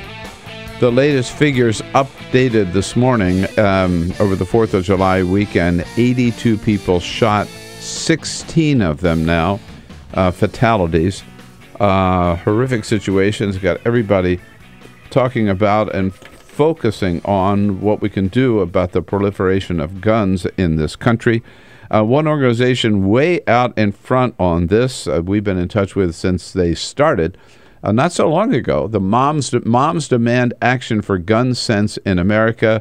Jennifer Hoppe is the program director for that great organization and joins us in studio this morning. Hello, Jennifer. Nice to see. Good to see you again. Good to see you. Thank you for having me. And you guys have had a major impact on this whole issue. I must say, one of the particular achievements is with retail stores, particularly fast food restaurants. And the latest, I think, was it Target? The latest? Target, yes. 1 week ago, Target made a respectful request of its customers to leave their firearms at home. And that was after a month-long campaign that we started, just frankly because, as women and moms, we shop at Target all the time, and we didn't want to shop next to someone with a loaded gun. And didn't want your kids there, right? Exactly, yes. Yeah. And that's the message that you take to the stores. It's just as simple as that. Absolutely. Our kids at school are taught to duck and cover if and when they see a shooter coming down the halls, and we frankly don't think that they should be used to seeing people walking around openly carrying guns, and especially because in many states, like Virginia, for instance, you can openly carry a gun, a loaded gun, which you can easily acquire without a background check through a private sale. And you can openly carry loaded without any licensing or permitting or training whatsoever. So we just think it makes sense for corporate entities to step up and say, no open carry in our establishments. So Target has joined a list which includes, I know Starbucks is one. Mm-hmm. Who are some of the others? Chipotle earlier this summer, as well as Jack in the Box, Chili's, Sonic. They've all made the request that customers do not enter the premises with firearms. Also Facebook, we campaigned to have them, Facebook and Instagram, strengthen their policies around gun sales so that they could crack down on some of the private sales that are going on Facebook and potentially illegal. Yes. I didn't know they were gun sales on Facebook. Another good reason not to go there. Who are some of the other commercial chains or corporate entities that you're talking to right now? Well, right now we're kind of taking a breather from and seeing the impact that Target is going to have, because as the nation's, I think, second largest retailer, they really set an excellent precedent. So coming behind a big, huge entity like Starbucks, we hope that other companies will follow suit, and we expect them to. I was just wondering, like Walmart, which is the number one employer, isn't it? Which would be... Yeah, we'll see. We'll have to see where we go from here. We have a variety of different criteria that goes into especially where Walmart, if I could just jump in, where Walmart stores are located, a lot of them in the middle of gun country, I would call it. They're right? a very big retailer for sure, yes. So, all right, well, we'll follow. We'll follow it. Meanwhile, I'm especially glad that you were able to come in today, because yesterday you launched a whole new campaign directed at elected officials. Yes. Tell us about it. So we unveiled yesterday a 10-question questionnaire for elected officials and all candidates for federal office. And it's 10 simple questions, yes or no questions, that deal with issues like, do you support background checks on all gun sales? Do you support increasing the penalties for trafficking guns? Do you support laws that would prevent stalkers and folks who have been convicted of abusing dating partners from acquiring guns, so tightening up the domestic violence restrictions on acquiring guns and possessing them? So again, it's a very simple questionnaire. What we want to do is to give all elected officials the opportunities to go on record and to tell their constituents what their perspective is on each of these issues. And what we're going to do is we're going to look at their answers. We're going to also look at other factors like their voting records, their past statements, other bills that they've co-sponsored. And we will turn around and let the public know where they stand on gun safety. So prior to the midterms. Okay, prior to the midterms. Yes. So every member of the House of Representatives is up for re-election. 36 senators are up for re-election. Mm-hmm. So every one of them and their candidates for those offices, right? Every candidate will get this questionnaire. Yes. Or got it yesterday, or you announced that you're going to release it yesterday. Yes. Okay. They respond, and then you will publish on your website whether or not they responded. Some of them might not even answer. And if they did, here's where they stand, correct? So you're going to rate them, basically.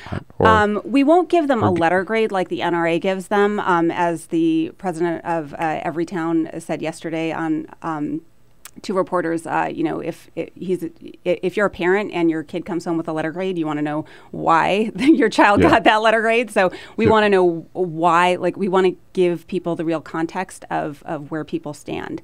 So what we're going to do is, as I said, sort of evaluate in a comprehensive way their answers, their record, their background, and give a very authentic view of where they stand on gun safety. Yeah, on this. And I should mention that the questionnaire is posted right now on everytown.org. Everytown.org. Mm-hmm. Okay. Everytown for Gun Safety is the umbrella organization of Moms Demand Action and Mayors Against Illegal Guns. So I encourage you and everyone listening to go and take the questionnaire and see what we're asking elected officials and candidates. And I think you'll see that it's a very straightforward analysis or attempt to analyze people's positions on comprehensive gun safety. We just tweeted out a link, by the way, at BP Show if you want to go there. Good. Yeah, I just went to the site myself. 10 questions America's voters deserve answers to. It couldn't be any more direct than that. You can take the Gun Sense questionnaire and see what you're asking the elected officials, and everybody should. So then, does that mean you're becoming a? What are you going to do with this information? You're going to publish it, right? And then, are you going to raise money to support candidates who get a good score? Or is that? So I think this is all about information, and we will let people know whether candidates and officials have what we call gun sense, which, the first question on the questionnaire is, do you think that we can do more to protect, respect the Second Amendment and respect our rights under the Second Amendment, but also to keep our country safer? And frankly, anyone who says no to that question is not getting my vote. And and that brings me to another point. We have a sort of sister initiative called our Gun Sense Voter Initiative. And what we want people to do is to take a pledge to vote on the issue of gun safety. There's another link for you to check out. It's gunsensevoter.org.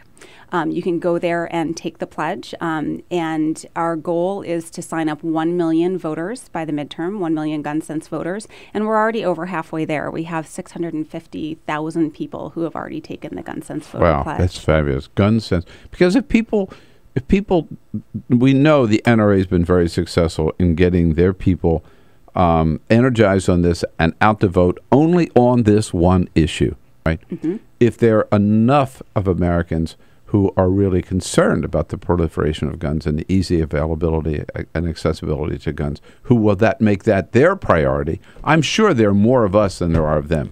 Exactly. And, the Mothers of America are a prime example of this. Our organization was founded by a stay-at-home mom of 5 the day after the Sandy Hook massacre.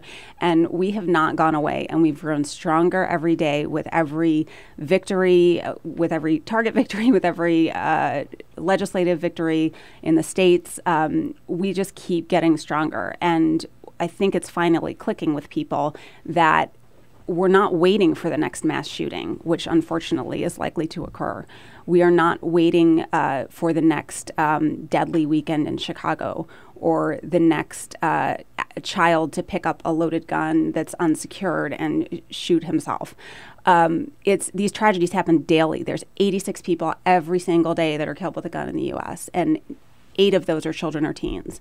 So this is untenable. And it's somehow become this blind spot, this almost numb acceptance that we see.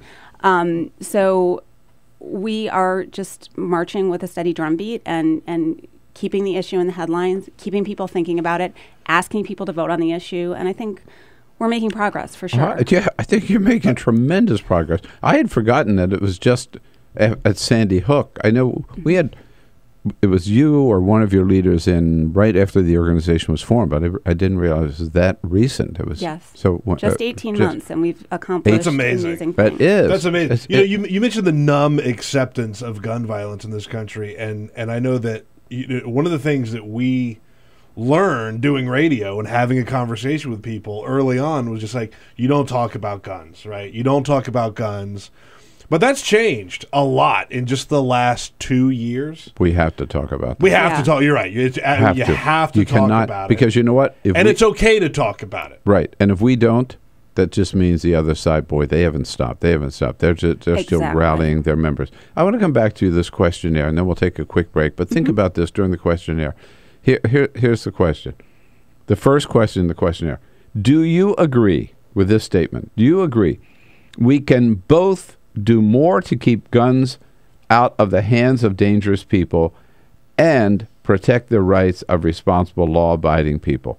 Now, if you say no, to that question, man, I agree with you, man. You don't get my vote. I mean, how can you possibly say no to that question? That's not a trick question, not a trap question. It's a common sense question. It's a good place to start in our conversation and your conversation about guns with Moms Demand Action for Gun Sense in America with Jennifer Hoppe.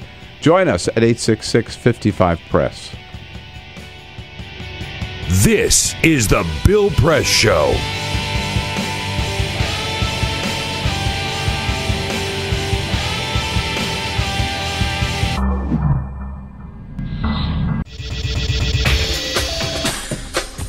Tune into Free Speech TV for Democracy Now!, a national, independent, award-winning news program bringing you people and perspectives rarely seen on corporate media. I'm the retired bishop with the Episcopal Church as the bishop for all chaplains in federal service. I read that there was a group of people that represented a sense of injustice that I had. We'd lost Zuccotti. I mean, there was a kind of a hope that maybe Trinity Church would be gracious and give refuge. We picked this day where we would gather and demonstrate that Trinity was closing its ears to what was happening. We marched around the block, and I realized that, my goodness, they're carrying a ladder. And I thought, well, this is the moment.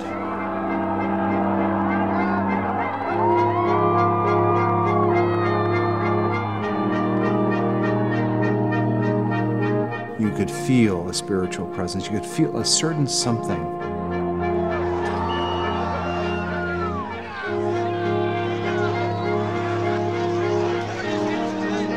And then the cops came in.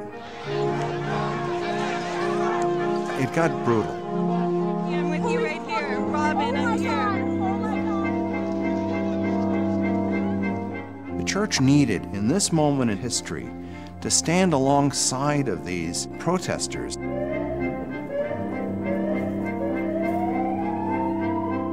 truth of Christ is found in the pews, is found in the institutional church, but it is also found in the streets. It's found in the honesty and the integrity, the insistence of people that you find in Occupy Wall Street.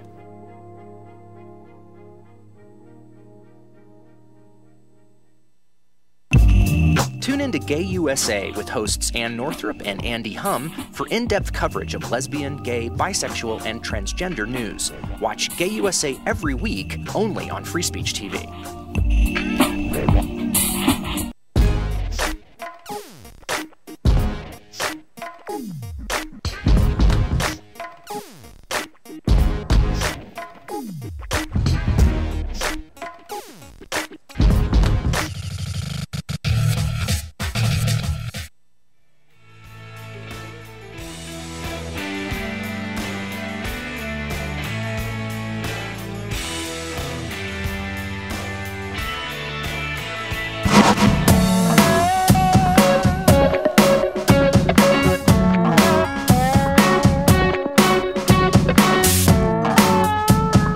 Seen on Free Speech TV and online on Talker TV. This is the Bill Press Show. Well, somebody is doing something about the gun problem in America, and one organization is making a big difference, and that is Moms Demand Action for Gun Sense in America. Formed just 18 months ago. Jennifer Hoppe, Program Director for Moms Demand Action, is here in studio with us. Jennifer, with this questionnaire that's going to be posted, do you have any... I'm just wondering about the connection with Michael Bloomberg's organization, because he has a political action committee, and that's, he's putting a lot of his money, I forget how much he said he's willing to spend, in federal races. He already has races for Congress and for the Senate. So do you think they'll be able to use your information to determine which candidates to support? That is a bit above my pay grade. I don't know how that's gonna work out, but I do know that certainly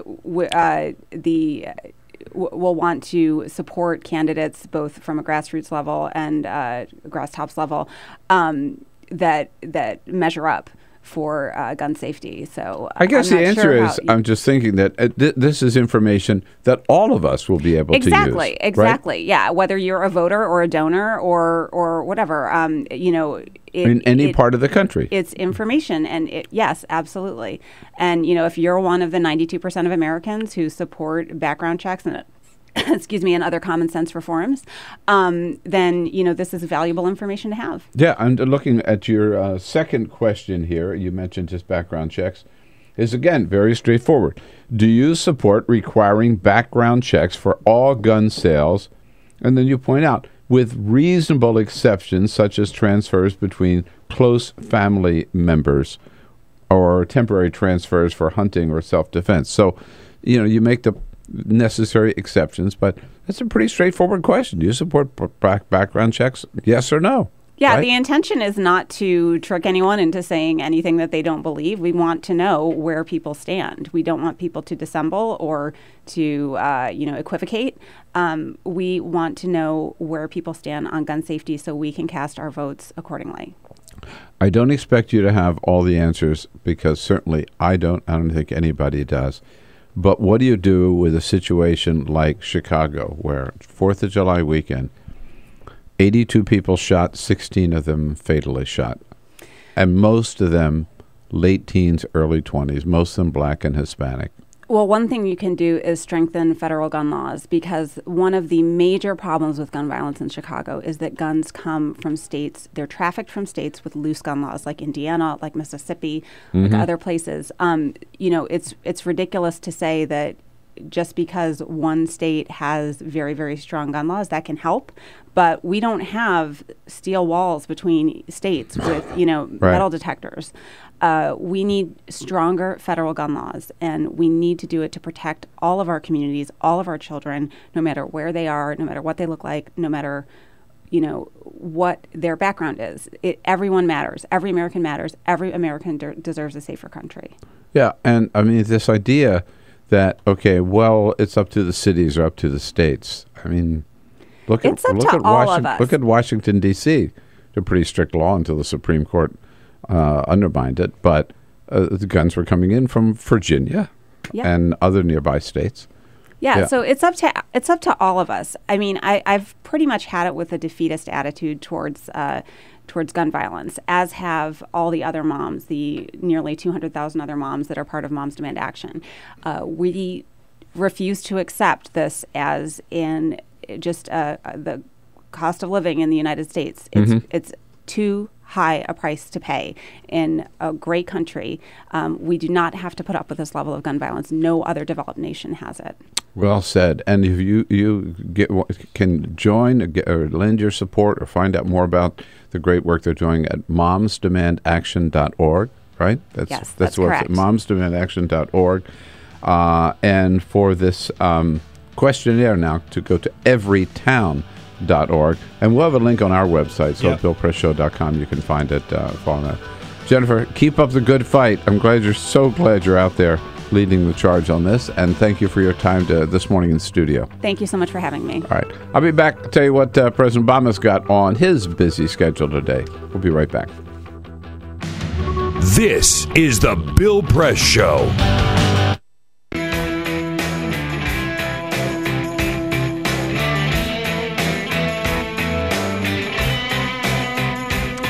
Okay, I got to tell you, Lots coming up in this third hour here. You don't want to miss it. So when we lose you on free speech, go over to our video stream, Talker TV, youtube.com/Talker, TAWKR TV. In the next hour, Chris Moody from Yahoo News will be here as a friend of Bill. And on this day, the day that pot goes on sale legally in the state of Washington for the first time, Alan St. Pierre from NORML will be here to tell us what states are next. Hour number 3 coming up.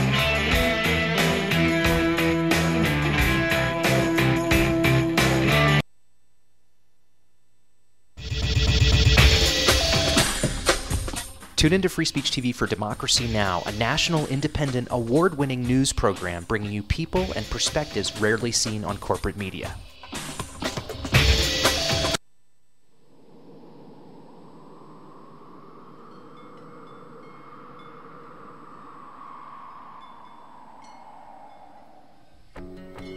I probably would make a time machine. I would make medicine for the sick. I'd probably invent something new. 我会赢到5个总冠军戒指. If I could have an extra 5 years to live. You said 5, right? 5 years. It's a long time. I would try to fix everything I did bad. I would bring my uncle back because I miss him very much. I would get more hamsters. I would probably want to go looking for dark matter. I think I'd go looking for aliens. If I could live an extra 5 years. I was thinking about making like a helicopter, like a wooden helicopter, but I don't have any wood. I want to go check out the moon sometime. I'd probably teach my sister not to hate tuna. I would try and invent a machine that lets you run at light speed. If I had 5 more extra years to live, I would be the boss of all the chipmunks. Eu cantaria na frente de 1 milhão de pessoas. I don't really know. I think I'd do anything. Why are you asking me that?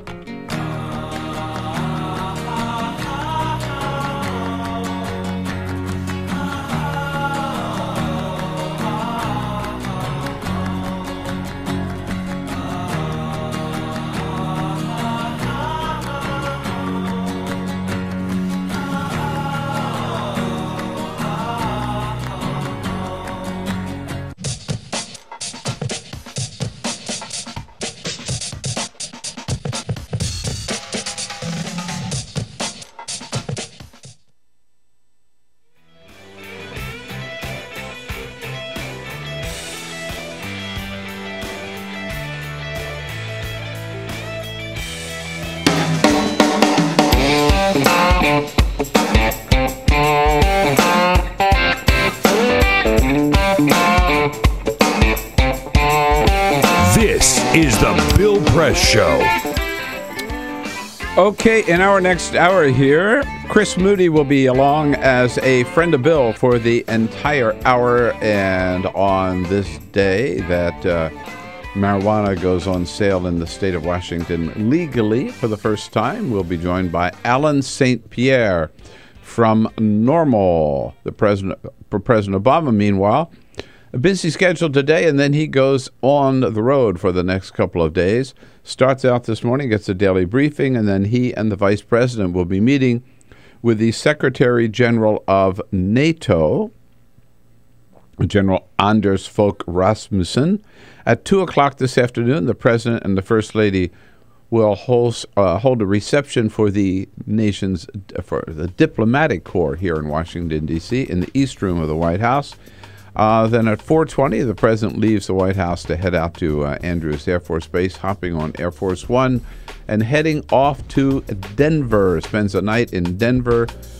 Tomorrow he goes on to Dallas and then on to Austin. Next couple of days in Colorado and Texas. No plans yet to visit the border. We'll be back with Chris Moody, Yahoo News, as a friend of Bill. This is the Bill Press Show.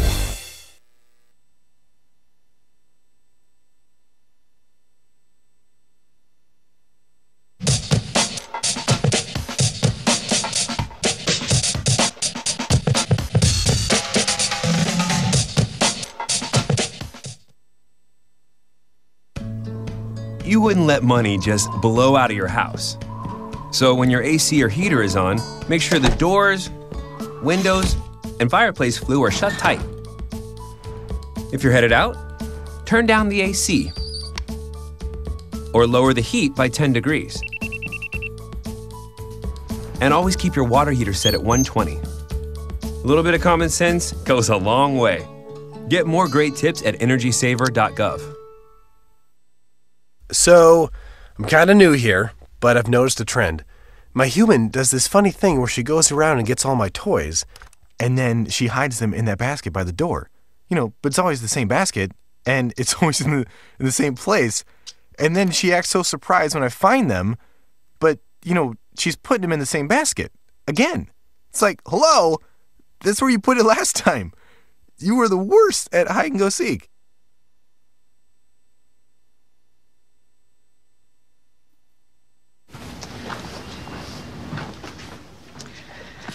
All right. I know this isn't any fun to talk about, but we should. Okay. So who's going to do what? I'll pack the dead batteries. Great. I'll only put what I don't need into a duffel bag. Perfect. That's totally unhelpful. No problem.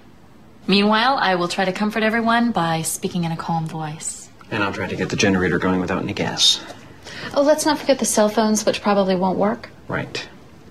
And who is going to handle supplies? I can forget to do a list for us. Thanks, pal. Well, I think we couldn't be any less prepared. I'm proud of you guys. Talk to your kids about who to call, where to meet, what to pack. Visit ready.gov/kids for tips and information. I'm the retired bishop with the Episcopal Church as the bishop for all chaplains in federal service. I read that there was a group of people that represented a sense of injustice that I had. We'd lost Zuccotti. I mean, there was a kind of a hope that maybe Trinity Church would be gracious and give refuge. We picked this day where we would gather and demonstrate that Trinity was closing its ears to what was happening.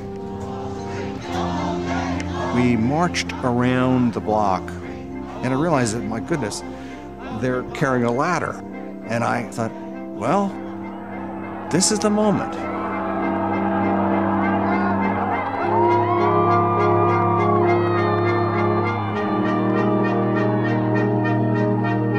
You could feel a spiritual presence. You could feel a certain something.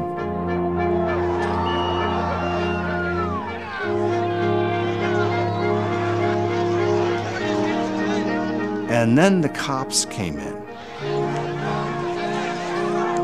It got brutal. Yeah, I'm with you right here. Robin, I'm here. The church needed, in this moment in history, to stand alongside of these protesters. The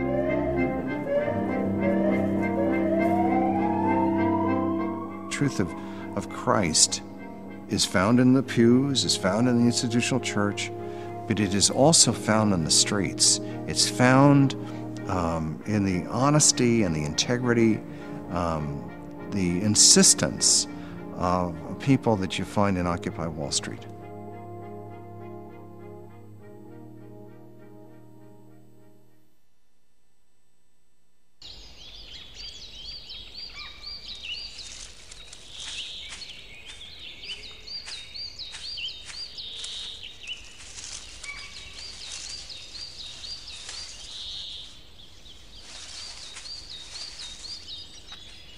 At Earth Justice, we defend the environment in the courtroom.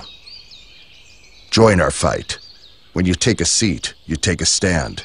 Earth Justice, because the Earth needs a good lawyer. Tune in to Gay USA with hosts Ann Northrup and Andy Hum for in-depth coverage of lesbian, gay, bisexual, and transgender news. Watch Gay USA every week, only on Free Speech TV.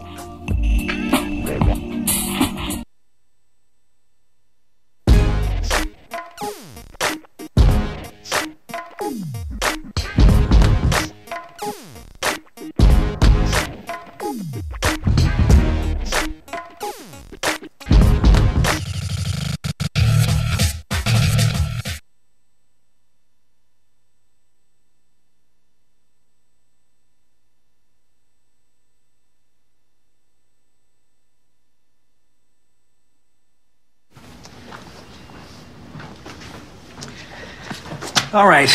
I know this isn't any fun to talk about, but we should. Okay. So who's going to do what? I'll pack the dead batteries. Great. I'll only put what I don't need into a duffel bag. Perfect. That's totally unhelpful. No problem. Meanwhile, I will try to comfort everyone by speaking in a calm voice. And I'll try to get the generator going without any gas. Oh, let's not forget the cell phones, which probably won't work. Right. And who is going to handle supplies? I can forget to do a list for us. Thanks, pal. Well, I think we couldn't be any less prepared. I'm proud of you guys. Talk to your kids about who to call, where to meet, what to pack. Visit ready.gov/kids for tips and information.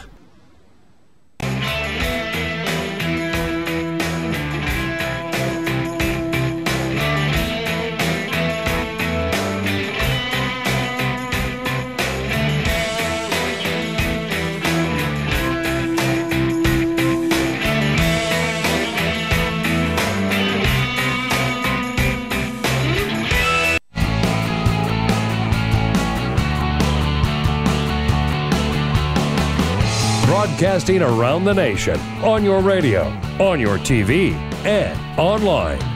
This is The Bill Press Show. Well, it wasn't bad enough that we tapped Angela Merkel's cell phone. Now it turns out we have recruited a German citizen to spy on Germany for the United States. What are we doing? Trying to start World War III? Hey, good morning, everybody. What do you say? It is the Bill Press Show on a Tuesday, July 8th. Great to see you this morning. Thank you for joining us. Thanks for being part of the program. Lots to talk about on a Tuesday morning here.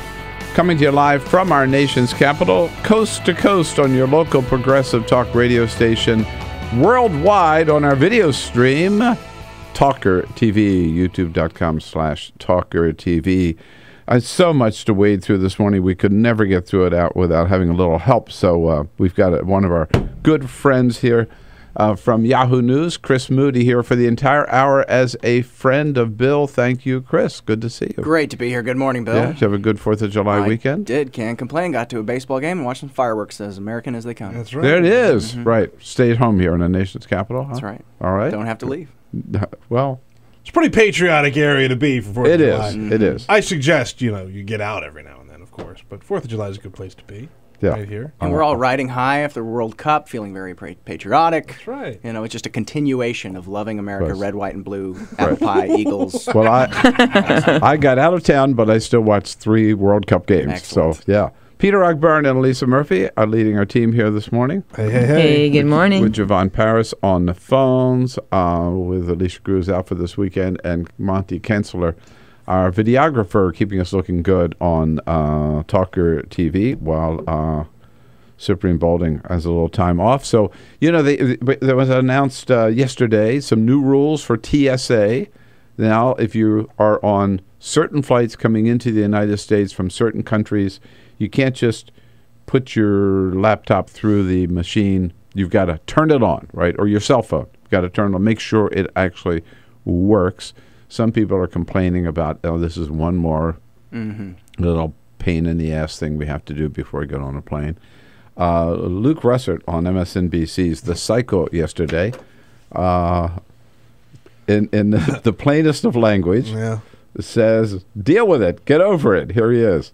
I cannot stand people who complain and moan about the TSA, because you're so right. Look, all it takes is one time, and then everyone goes, where was the TSA? Right. Why did they fail? Where were they? Sack up, get in line, take off your shoes if they ask you, turn on your cell phones, charge them up, prepare yourself for the airplane. Sacking up is what the TSA does with their hands when they're feeling if you're in or leg. Oh, no. That's right. I think that's what he was referring to.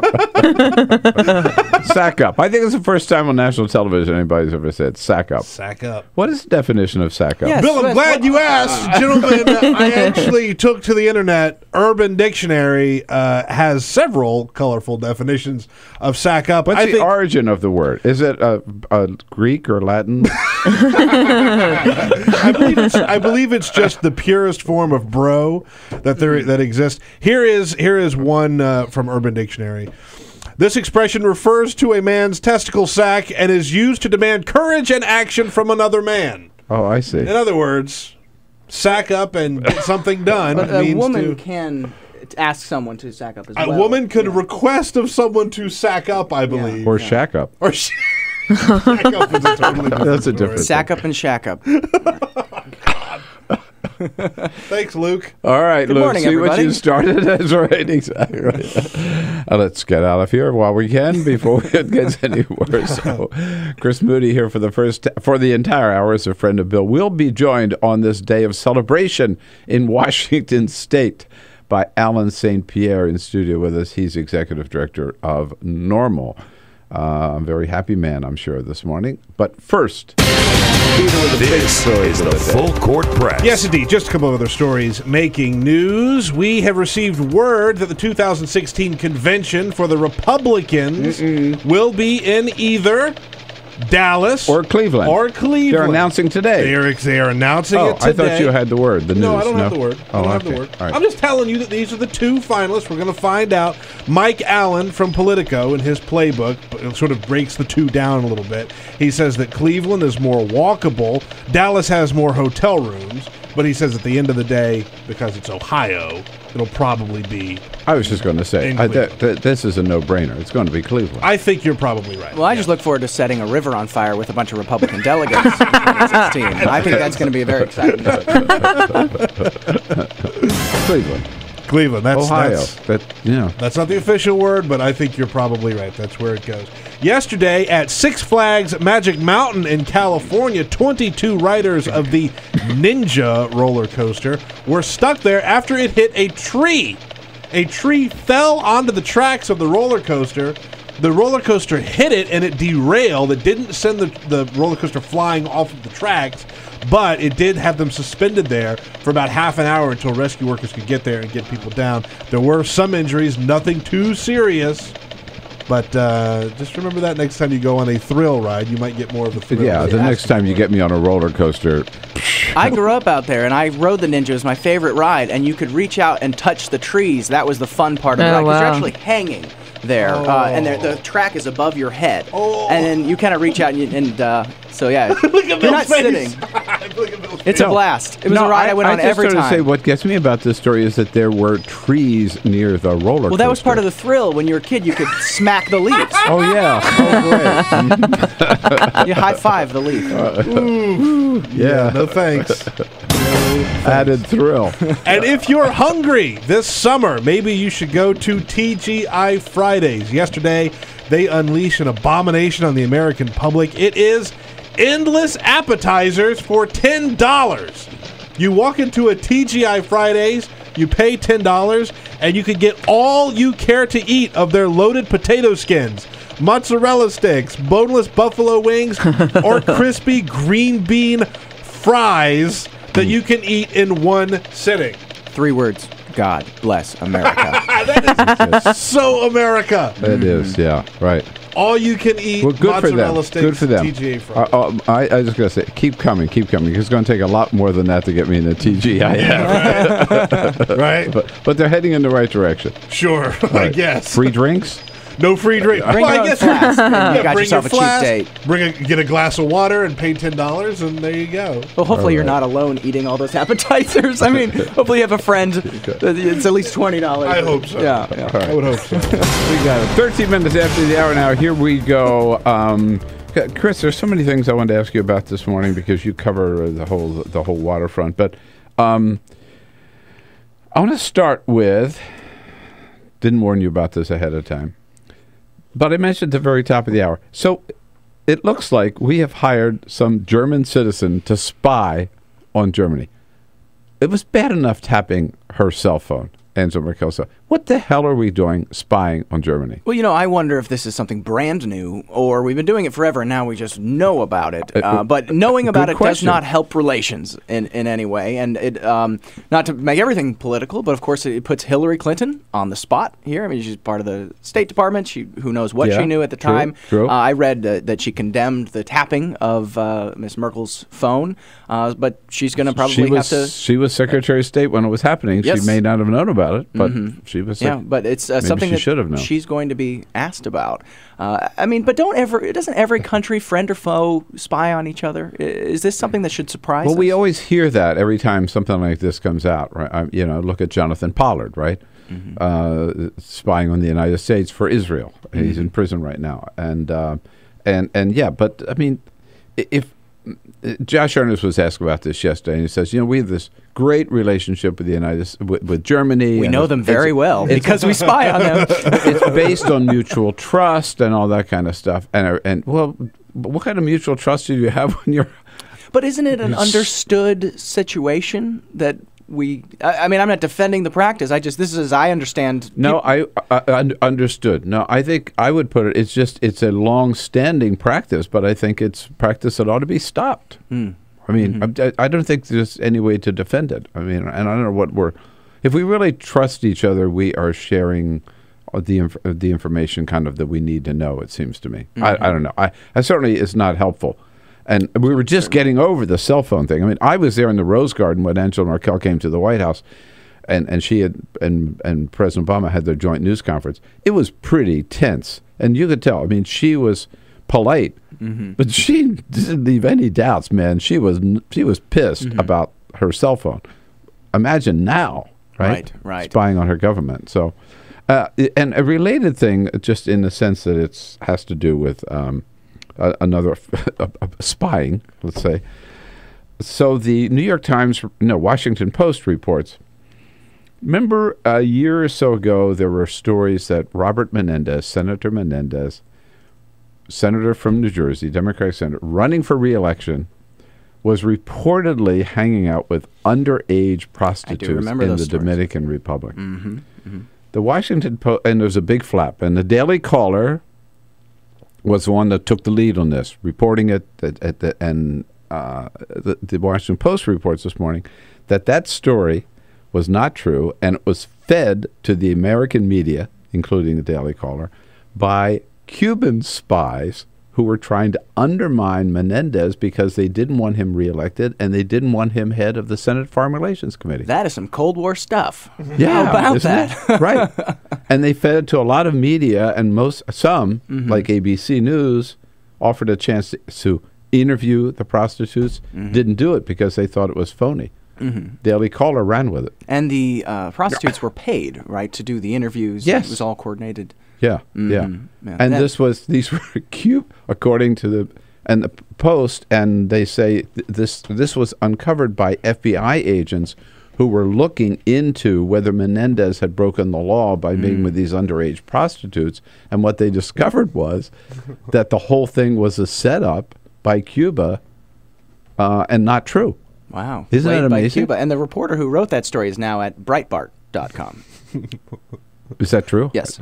Matt Boyle. Matt Boyle. Oh, Matt Boyle. Really? Just the more you know. There He has a history of maybe getting things wrong. But it is fascinating that they're up to that kind of interference in trying to interfere in the American political system. I mean, Menendez is Cuban, correct? Right, and he Cuban-American. supports the embargo very strongly. He is totally anti any improvement of relations with Cuba. It's so interesting. I guess we don't think about Cubans. I think he's wrong on that issue, by the way, but. Yeah, I think since the 80s or so, we just don't imagine Cubans trying to influence our congressional process, especially through these kinds of means, and then timing it to an election. I mean, they're paying a lot more attention than I think we know about. Right, it's very interesting. I do have to, Tucker, good friend of mine. I had, if I can find it quickly, but his comment to the Washington Post was something like, "Boy, I'd be surprised if that's the way it happened, but if it happened." That's kind of amazing, or whatever. That's great, Tucker. Tucker Carlson, of course. He didn't deny it. He just sort of said, wow, I hope that didn't happen. I'll find it. Meanwhile, here we are, Tucker Carlson. I really can't assess it without more information. It's bizarre on its face, but it's also fascinating. I love Tucker Carlson. I mean, he's intrigued by all kinds of things and... very excitable too. He's great. On the other big topic at the briefing yesterday was the president's trip. He leaves today. He's going to Dallas overnight, and then he goes on. No, he's going to Denver overnight. Then he goes on to Dallas and to Austin. He's in Texas. He has no plans to go to the border. Should he?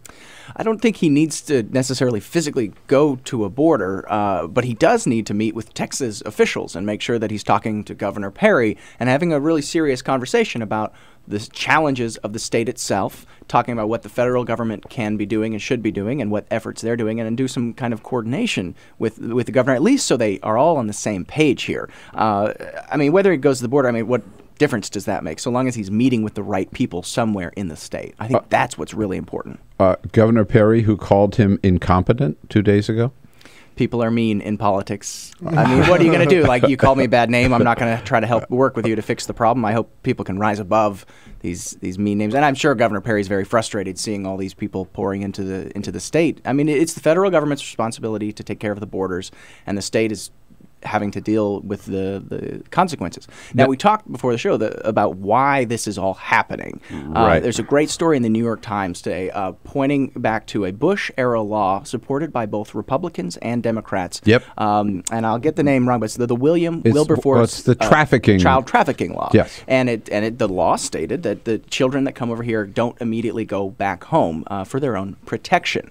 To protect them from sex traffickers. Correct. They passed this legislation. By the way, this was signed by President Bush after the election.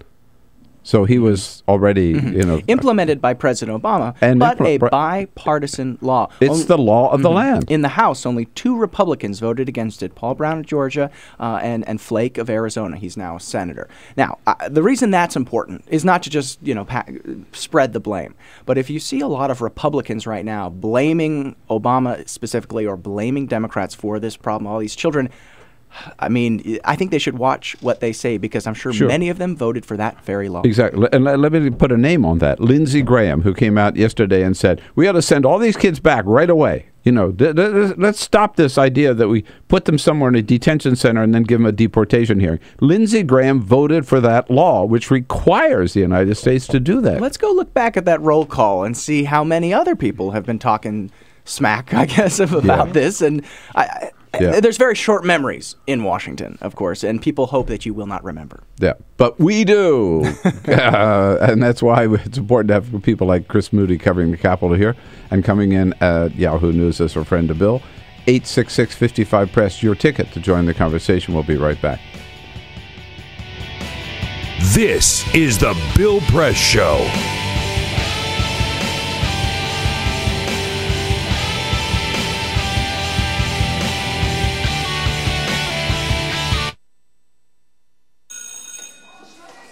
Don't look at me. Your hair's a bit frizzy today. Aww, you should pick that up. Oh, you're such a dork. Loser. Here, let me help you with that. Oops. Every day, kids witness bullying. Oh, look. Your crush is looking at you. Poor you. They want to help, but don't know how. See, no one here's gonna help you, because no one Teach your likes kids how to be more than a bystander. Visit stopbullying.gov.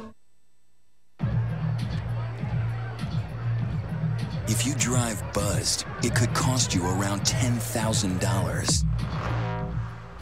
You'll face major legal fees, major fines, and steep insurance penalties. You could lose everything. Nothing kills a buzz like getting pulled over for buzz driving, because buzz driving is drunk driving.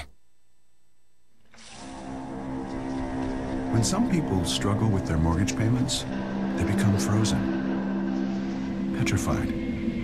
Not knowing what to do, they do nothing. But the people who take action are far more likely to get the most positive outcome. Making home affordable is a free government program. Call now to talk one-on-one with a housing expert about the options that are right for you. Real help, real answers, right now. Here at the GED Pep Talk Center, we have pep talkers standing by to get you motivated for your GED diploma. Text the name Terry to 69222 for a sympathetic pep talk. You show people what you really are. Or for a gentle pep talk, text the name Deborah. You know you're going to make people very proud of you. And if that's not enough, text the name Danny for an extreme pep talk. Prove everyone wrong. Show them you're the boss. Get your GED pep talk and find free GED classes. Text the name of the person you want a pep talk from to 69222.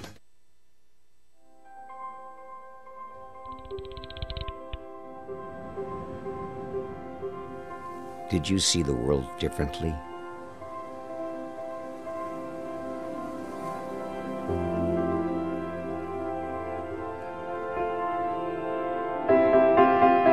Did you celebrate the victory?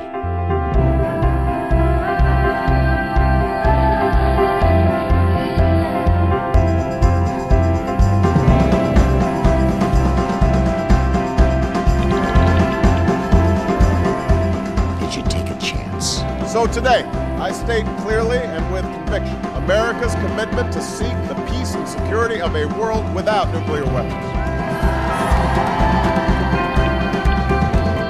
Did you stand up against our greatest threat?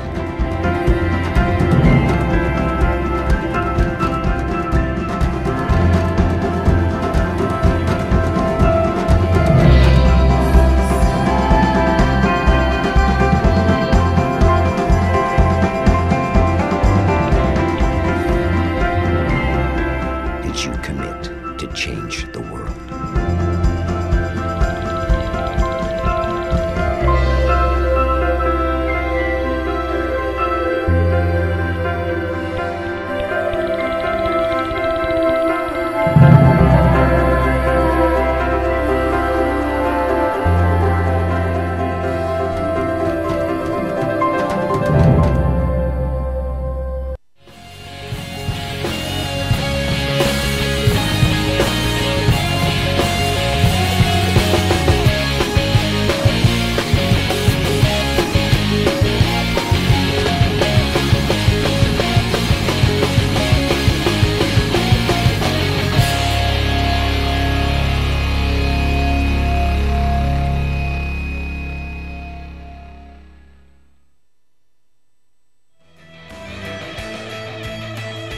All right, 27 minutes after the hour. Whoa, already here. On the Bill Press Show this hour with Chris Moody here from Yahoo News as a friend of Bill. We are going to smoke some pot with Alan St. Pierre from NORML in the next half hour. Sure, Chris will be fun.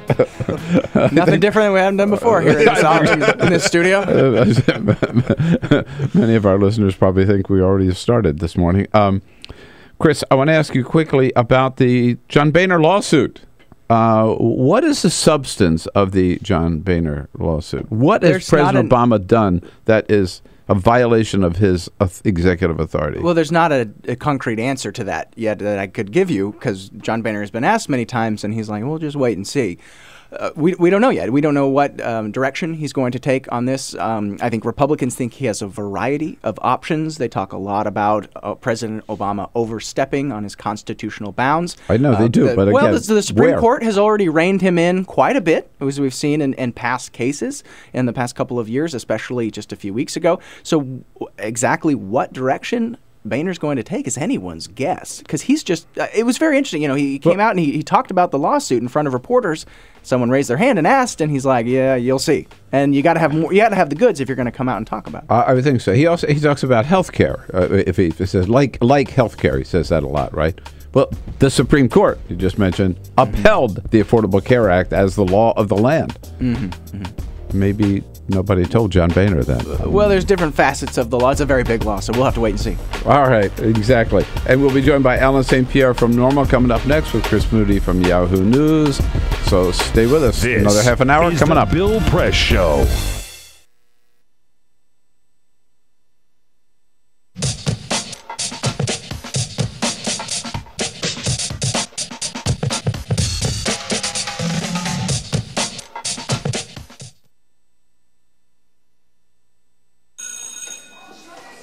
Don't look at me. Your hair's a bit frizzy today. Aww. You should pick that up. Oh, you're such a dork, loser. Here, let me help you with that. Oops. Every day, kids witness bullying. Oh, look. Your crush is looking at you. Poor you. They want to help, but don't know how. See, no one here's gonna help you, because no one Teach likes your you. kids how to be more than a bystander. Visit stopbullying.gov. If you drive buzzed, it could cost you around $10,000. You'll face major legal fees, major fines, and steep insurance penalties. You could lose everything. Nothing kills a buzz like getting pulled over for buzz driving, because buzz driving is drunk driving. When some people struggle with their mortgage payments, they become frozen, petrified. Not knowing what to do, they do nothing. But the people who take action are far more likely to get the most positive outcome. Making home affordable is a free government program. Call now to talk one-on-one with a housing expert about the options that are right for you. Real help, real answers, right now.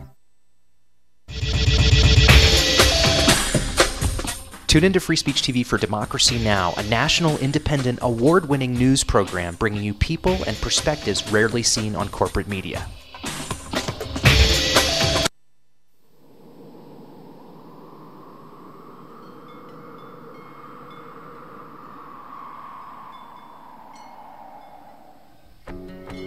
I probably would make a time machine. I would make medicine for the sick. I'd probably invent something new. If I could have an extra 5 years to live. You said 5, right? 5 years. It's a long time. I would try to fix everything I did bad. I would bring my uncle back because I miss him very much. I would get more hamsters. I would probably want to go looking for dark matter. I think I'd go looking for aliens. If I could live an extra 5 years... I was thinking about making like a helicopter, like a wooden helicopter, but I don't have any wood. I want to go check out the moon sometime. I'd probably teach my sister not to hate tuna. I would try and invent a machine that lets you run at light speed. If I had 5 more extra years to live, I would be the boss of all the chipmunks. Eu cantaria na frente de 1 milhão de pessoas. I don't really know. I think I'd do anything. Why are you asking me that?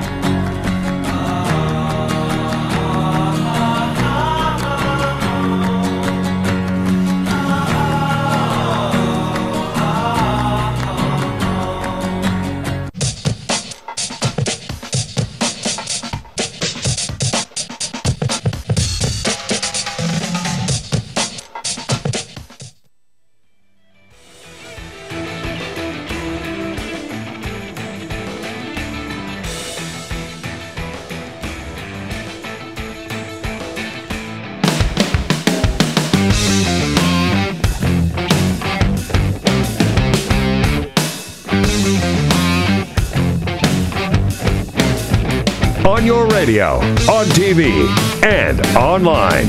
This is The Bill Press Show. Here we are. It is 33 minutes after the hour on a Tuesday morning, July 8th. Good morning. Good morning. Great to see you. We're coming to you live from our nation's capital and brought to you today by AFSCME, the good men and women of AFSCME under President Lee Saunders, the largest public employee and healthcare workers union in the entire country. And for more information about their good work making America happen, check their website at afscme.org, afscme.org.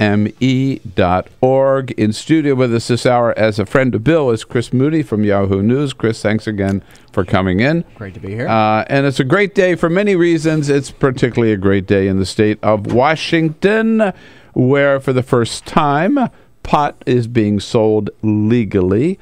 Thanks to an initiative passed by Washington voters 18 months ago, I guess now.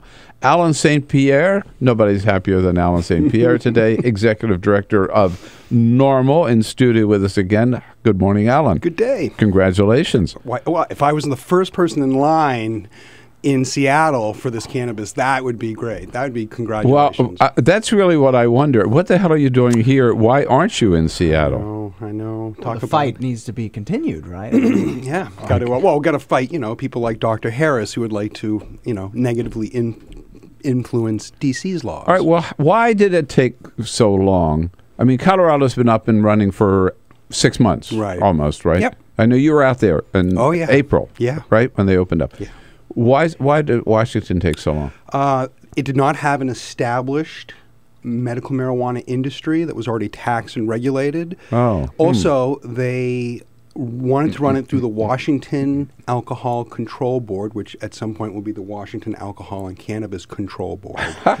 So they just simply had, and they also hired outside consultants to basically give them an idea of how to run their program. Colorado effectively gave the medical marijuana dispensaries the first right of refusal, and they just simply upgraded, to use a term, from a medical license to a recreational one. Mm-hmm.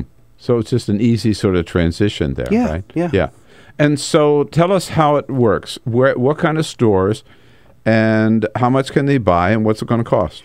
And who can buy? So anybody over the age of 21, like alcohol, showing an ID, can buy marijuana. Unlike Colorado, there is no distinction between a tourist and a resident, so you can buy an ounce of marijuana. In Colorado, if you're a visitor, you can only buy a quarter ounce of marijuana at one store.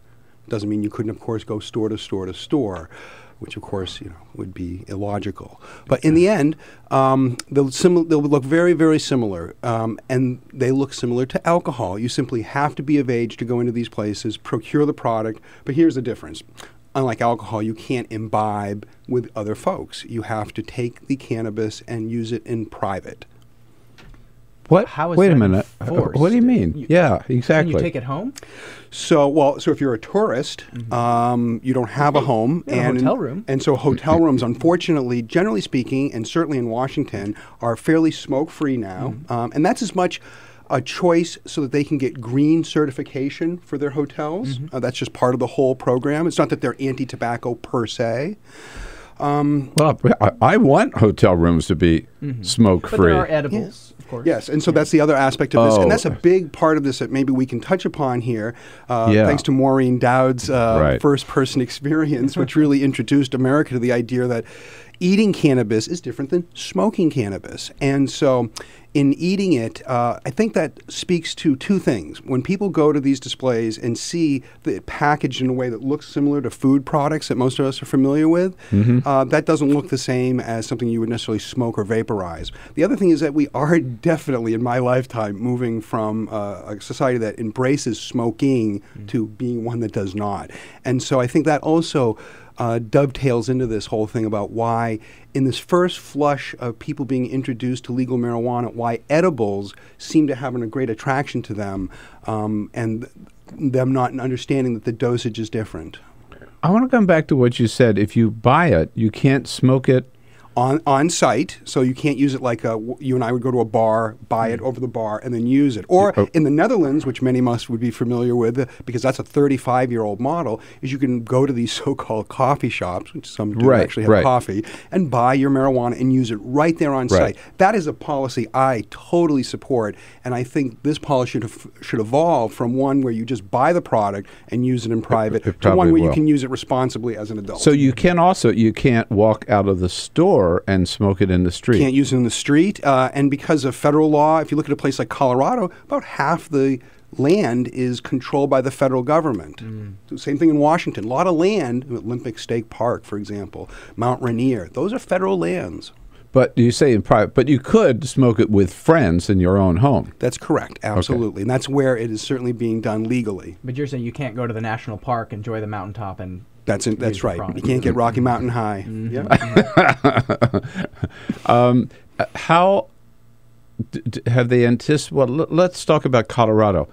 the financial windfall of Colorado. It's been substantial, hasn't it? And so what do they project in Washington State? Well, in Washington State, which already has a penchant to tax vice at about high levels any in the country, they tax tobacco very high. They have the highest distilled alcohol tax in the country. So with that same mentality of we're going to tax this, they're taxing it at very high levels. So they anticipate getting about as much as Colorado does now, which is about $7 to $10 million per month in revenue. Whoa. In revenue. That comes in all the different forms, whether it's an excise tax, a sales tax, a licensing fee. Right now in Colorado, the effective tax rate when you add up everything is about 35%. And to put that into perspective, in the United States, if you open a can of beer, you pay about 45% tax rate. If you drink distilled liquor, you pay about 60% tax rate. Right. Now, can I ask you about the federal side of this here? The political. A lot of Republicans, especially ones that are running for president, possibly running for president in 2016, have been talking more and more about re-examining the way the federal government addresses marijuana and doing a lot of work on justice reform. You can see it with Bobby Jindal, Texas Governor Rick Perry, obviously Rand Paul. Yes. Why do you think that is? Why are they talking about these issues in a way Republicans maybe haven't in times past? Well, I think this speaks to that somewhat of a civil war that's going on within the GOP between the libertarian, business-leaning free market types and what I would describe in my lifetime as the moralists who have largely controlled the party. And those individuals who come at it from a freedom perspective and a free market, you can't look at marijuana prohibition favorably. You just can't. Or the sentencing of people in this country en masse for nonviolent crimes. So I think that the GOP, and I do think the 2016 election, without a doubt, is going to be the penultimate year for marijuana law reform, because we're going to have both major candidates from both parties having this as a major platform a plank in their platform, no doubt about it. And none of us have ever seen that happen. The second thing is California. What plank? I mean, a plank to like a Rand Paul to legalize? Yeah, I would or to decriminalize. To legalize. I think Rand Paul, for example, I would anticipate Rand Paul's view on this is if states want to go in this direction, so be it. So be it. No problem. Because Hillary Clinton said it should be left up to the states, which would suggest that she's not going to use the DOJ in such an aggressive manner as past presidents have. Yeah, they would. If she followed that course, it would be certainly where this administration has gone, and that is the laws on the books haven't changed, not one word, but their interpretation and their willingness to enforce the laws clearly have, because they rightly put their finger up in the winds and realized that about 60% of Americans want marijuana outright legalized. You started to mention California. So California. I have voted as a California voter. I have voted, I can't remember how many times, to legalize marijuana. Yeah, you've had at least 4 opportunities in your life to do so, starting in 1972 with Lamar, Legalized Marijuana Initiative. So this is it. I voted for every one of them. And it has to pass. I mean, last time it only lost by 3 percentage points. And we learned those lessons in the postmortem and have applied them in Colorado and Washington, and this year around in Alaska and Oregon. And California. So we've got the presidential election in California. If Californians vote to legalize marijuana and a major party candidate becomes president in their ascendancy, arguing for marijuana legalization, I don't want to sound cavalier, but I think the term in the military is we'd be engaged in a mop job at that point, basically getting most of the country, knowing that many parts of the Midwest and Southeast will take a decade or more to infill. Just like alcohol prohibition. Kansas, Utah, Oklahoma did not end their alcohol prohibition until the late 1950s. And we could see that happen again with marijuana. And we still have dry cities, dry counties. Indeed, hundreds of them. Yeah. Hundreds of them. Now, are there any unexpected dominoes to fall in the next 5 years that you're seeing a lot of movement on the state level? Not unexpected, only because anywhere sort of where the salt water touches the west coast of the United States, there is marijuana law reform. And that's been viable for years and years. New England is a hotbed of reform. It will almost entirely flip, and it literally leaves the rest of the country to infill over a 10 or 20-year period. Do you see mobilization against marijuana? Like if there is a proposition to legalize it, are there people getting out of their chairs and out of their houses and I'm going to vote against this, I'm going to the poll to vote against this, or does it not motivate Are people not motivated to vote no? People seem more motivated to vote Interesting, yes. It seems to now be the opposite, and it's right out of the Colorado playbook of about 10 years ago. Back then, the idea was to put anti-gay marriage proposals out there to bring out the raw, get the raw meat out there. Well, down in Florida, which is probably the most interesting of the initiatives this year, which is a medical marijuana-only initiative, a couple of things make this incredibly fascinating. One, they have to get 60%. Because it's a constitutional amendment. The amendment is being driven by a trial lawyer named John Morgan, who is the law partner of Charlie Crist. Oh, yeah. Yeah, let's see. So it takes an interesting twist here where we have a trial lawyer who's made tens of millions of dollars suing the tobacco industry, who's now the major proponent for legalizing medical marijuana in the state, and he's trying to do so to get Democrats, progressives, and left-leaning Republicans to come out and vote for his law partner, because if his law partner, now running as a Democrat, becomes governor, what could be better for a trial lawyer, frankly? I think I got my next story. Thanks so much, there you go. Bill Press Show. It's fascinating. No, what's going on, and millions have poured into this now. Let me throw some more into this. Can you just hold that for? Yeah, because it's worth holding. It is okay. I'm telling you, it's a big day. This is a big day for pot lovers and pot enjoyers and would-be pot enjoyers here in the United States on the Bill Press Show with Alan St. Pierre and Chris Moody. You're welcome to join the conversation. Jump in anytime at 866-55-PRESS. This is the Bill Press Show.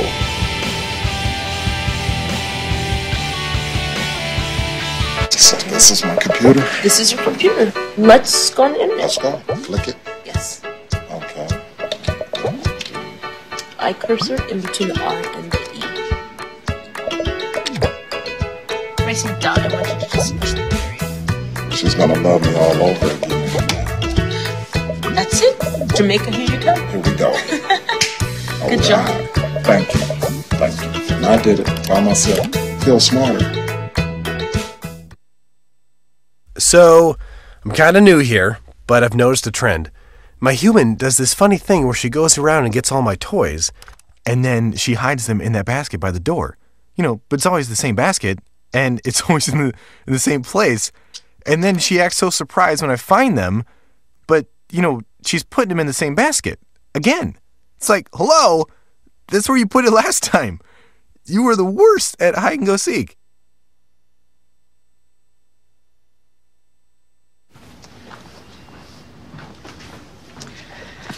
All right. I know this isn't any fun to talk about, but we should. Okay. So who's going to do what? I'll pack the dead batteries. Great. I'll only put what I don't need into a duffel bag. Perfect. That's totally unhelpful. No problem. Meanwhile, I will try to comfort everyone by speaking in a calm voice. And I'll try to get the generator going without any gas. Oh, let's not forget the cell phones, which probably won't work. Right. And who is going to handle supplies? I can forget to do a list for us. Thanks, pal. Well, I think we couldn't be any less prepared. I'm proud of you guys. Talk to your kids about who to call, where to meet, what to pack. Visit ready.gov/kids for tips and information. Hey, thanks for stopping by. I followed your character since the first episode. I'm a big fan. Big fan. Thank you. And listen, your storyline, it makes for incredible TV drama.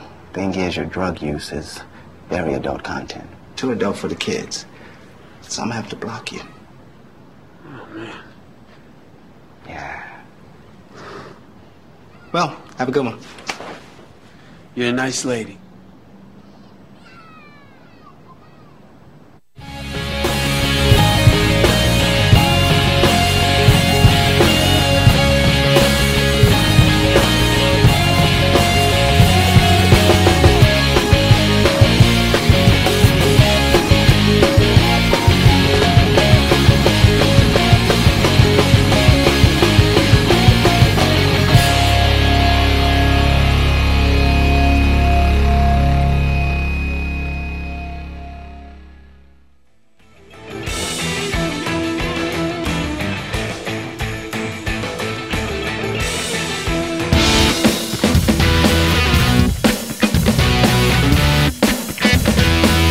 seen on Free Speech TV and online on Talker TV. This is the Bill Press Show. Okay, 11 minutes before the top of the hour. Your state could be next to legalize marijuana. Sales start today legally in the state of Washington. 2 states, 48 to go. Alan St. Pierre here from NORML, Executive Director. Congratulations again. Thank you. Chris Moody, from who writes about drug issues, among a lot of other stuff, for Yahoo News, here as a friend of Bill. You wanted to add another little twist to what's happening in Florida with Charlie Crist, law partner, sponsoring the initiative to get Democrats to come out to vote for Charlie by voting for his initiative for medical marijuana. And for the first time ever, we have drawn out a serious billionaire opponent to oppose our billionaire supporters from Soros, Peter Lewis, etc.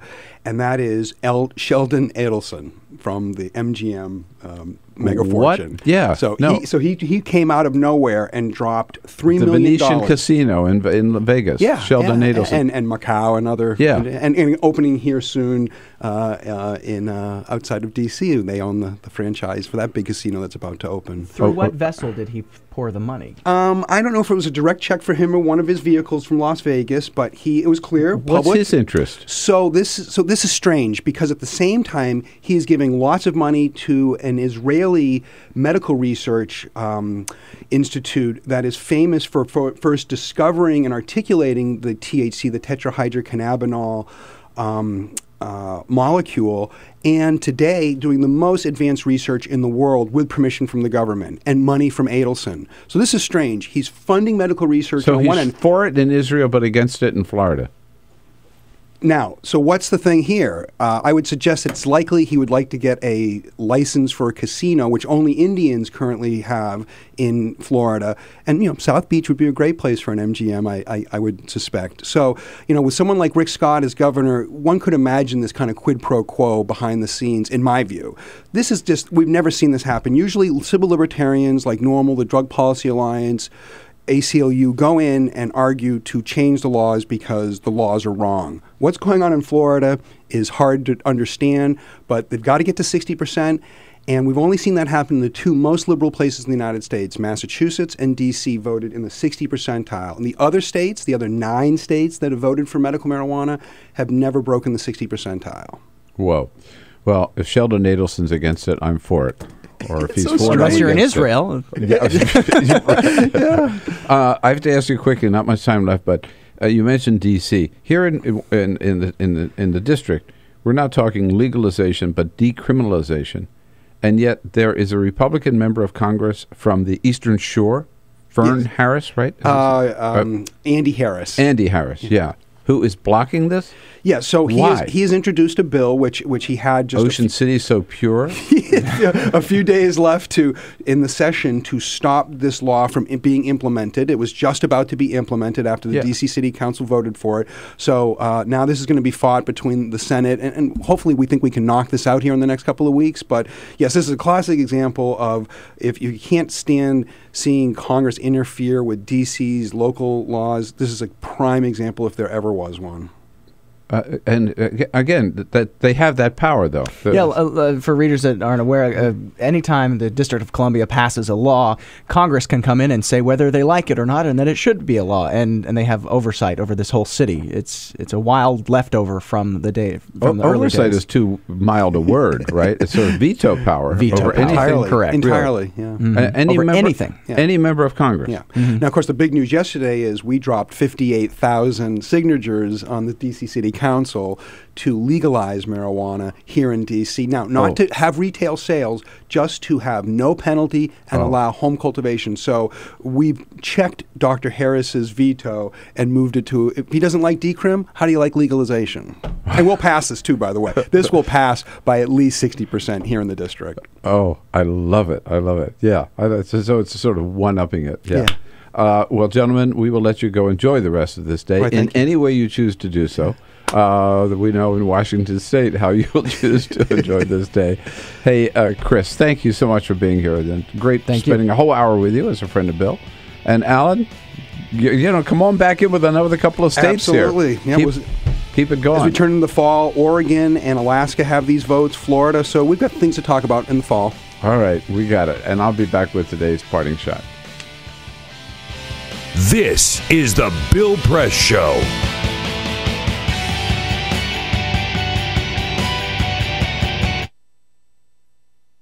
It is possible to read the history of this country as one long struggle to extend the liberties established in our Constitution to everyone in America.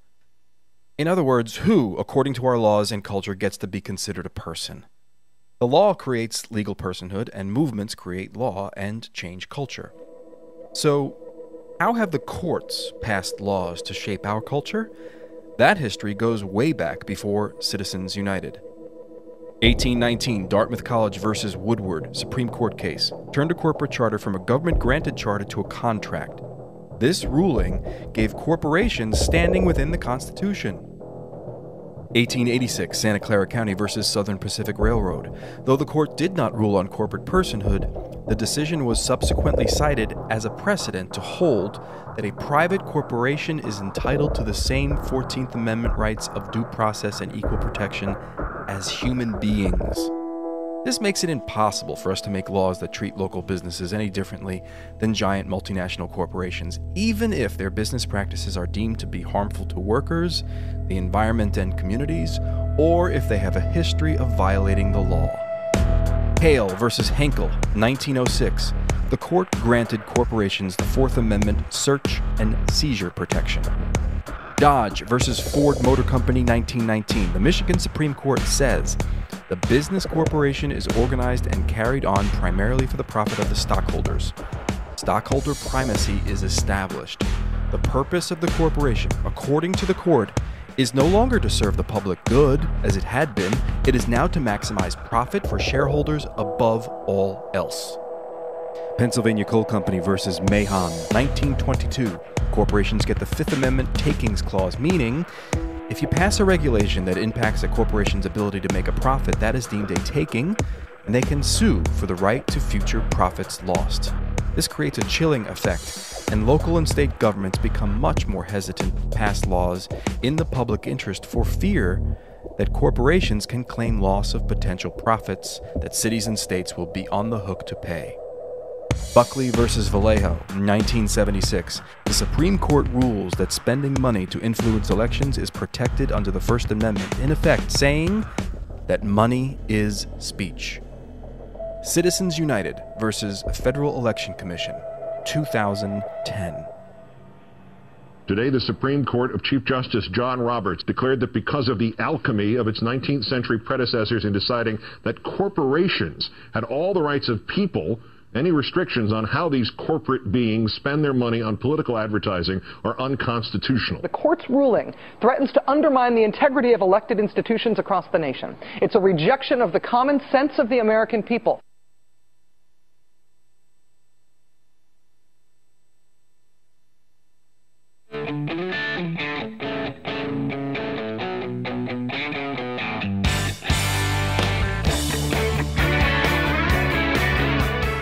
The Parting Shot with Bill Press. This is the Bill Press Show. You know, it's almost comical to see Republicans reacting to problems at the border, particularly the flood of tens of thousands of young children coming across the border from Central America. I mean, Republicans are all over the place on this issue. Lindsey Graham says we should deport all the kids, no matter where they came from. John McCain says we ought to cut off aid to all countries where illegal immigrants come from. Rick Perry says the whole problem would be solved if President Obama would only pay a visit to the border while in Texas this week. And most Republicans blame President Obama for not beefing up security at the border. They're all missing the point. There's really only one thing for Congress to do about illegal immigration, and that is to pass comprehensive immigration reform. And there's only one reason why that hasn't happened, because John Boehner refuses to schedule a vote on the bill that passed the Senate with the vote of 14 Republicans. So all those Republicans who want to point the finger of blame over illegal immigration, well, you can do so, but please don't blame President Obama. Blame John Boehner. That's my parting shot for today, folks. Sabrina Siddiqui joins us tomorrow. Have a great Tuesday. We'll look for you back here right again tomorrow morning. This is the Bill Press Show.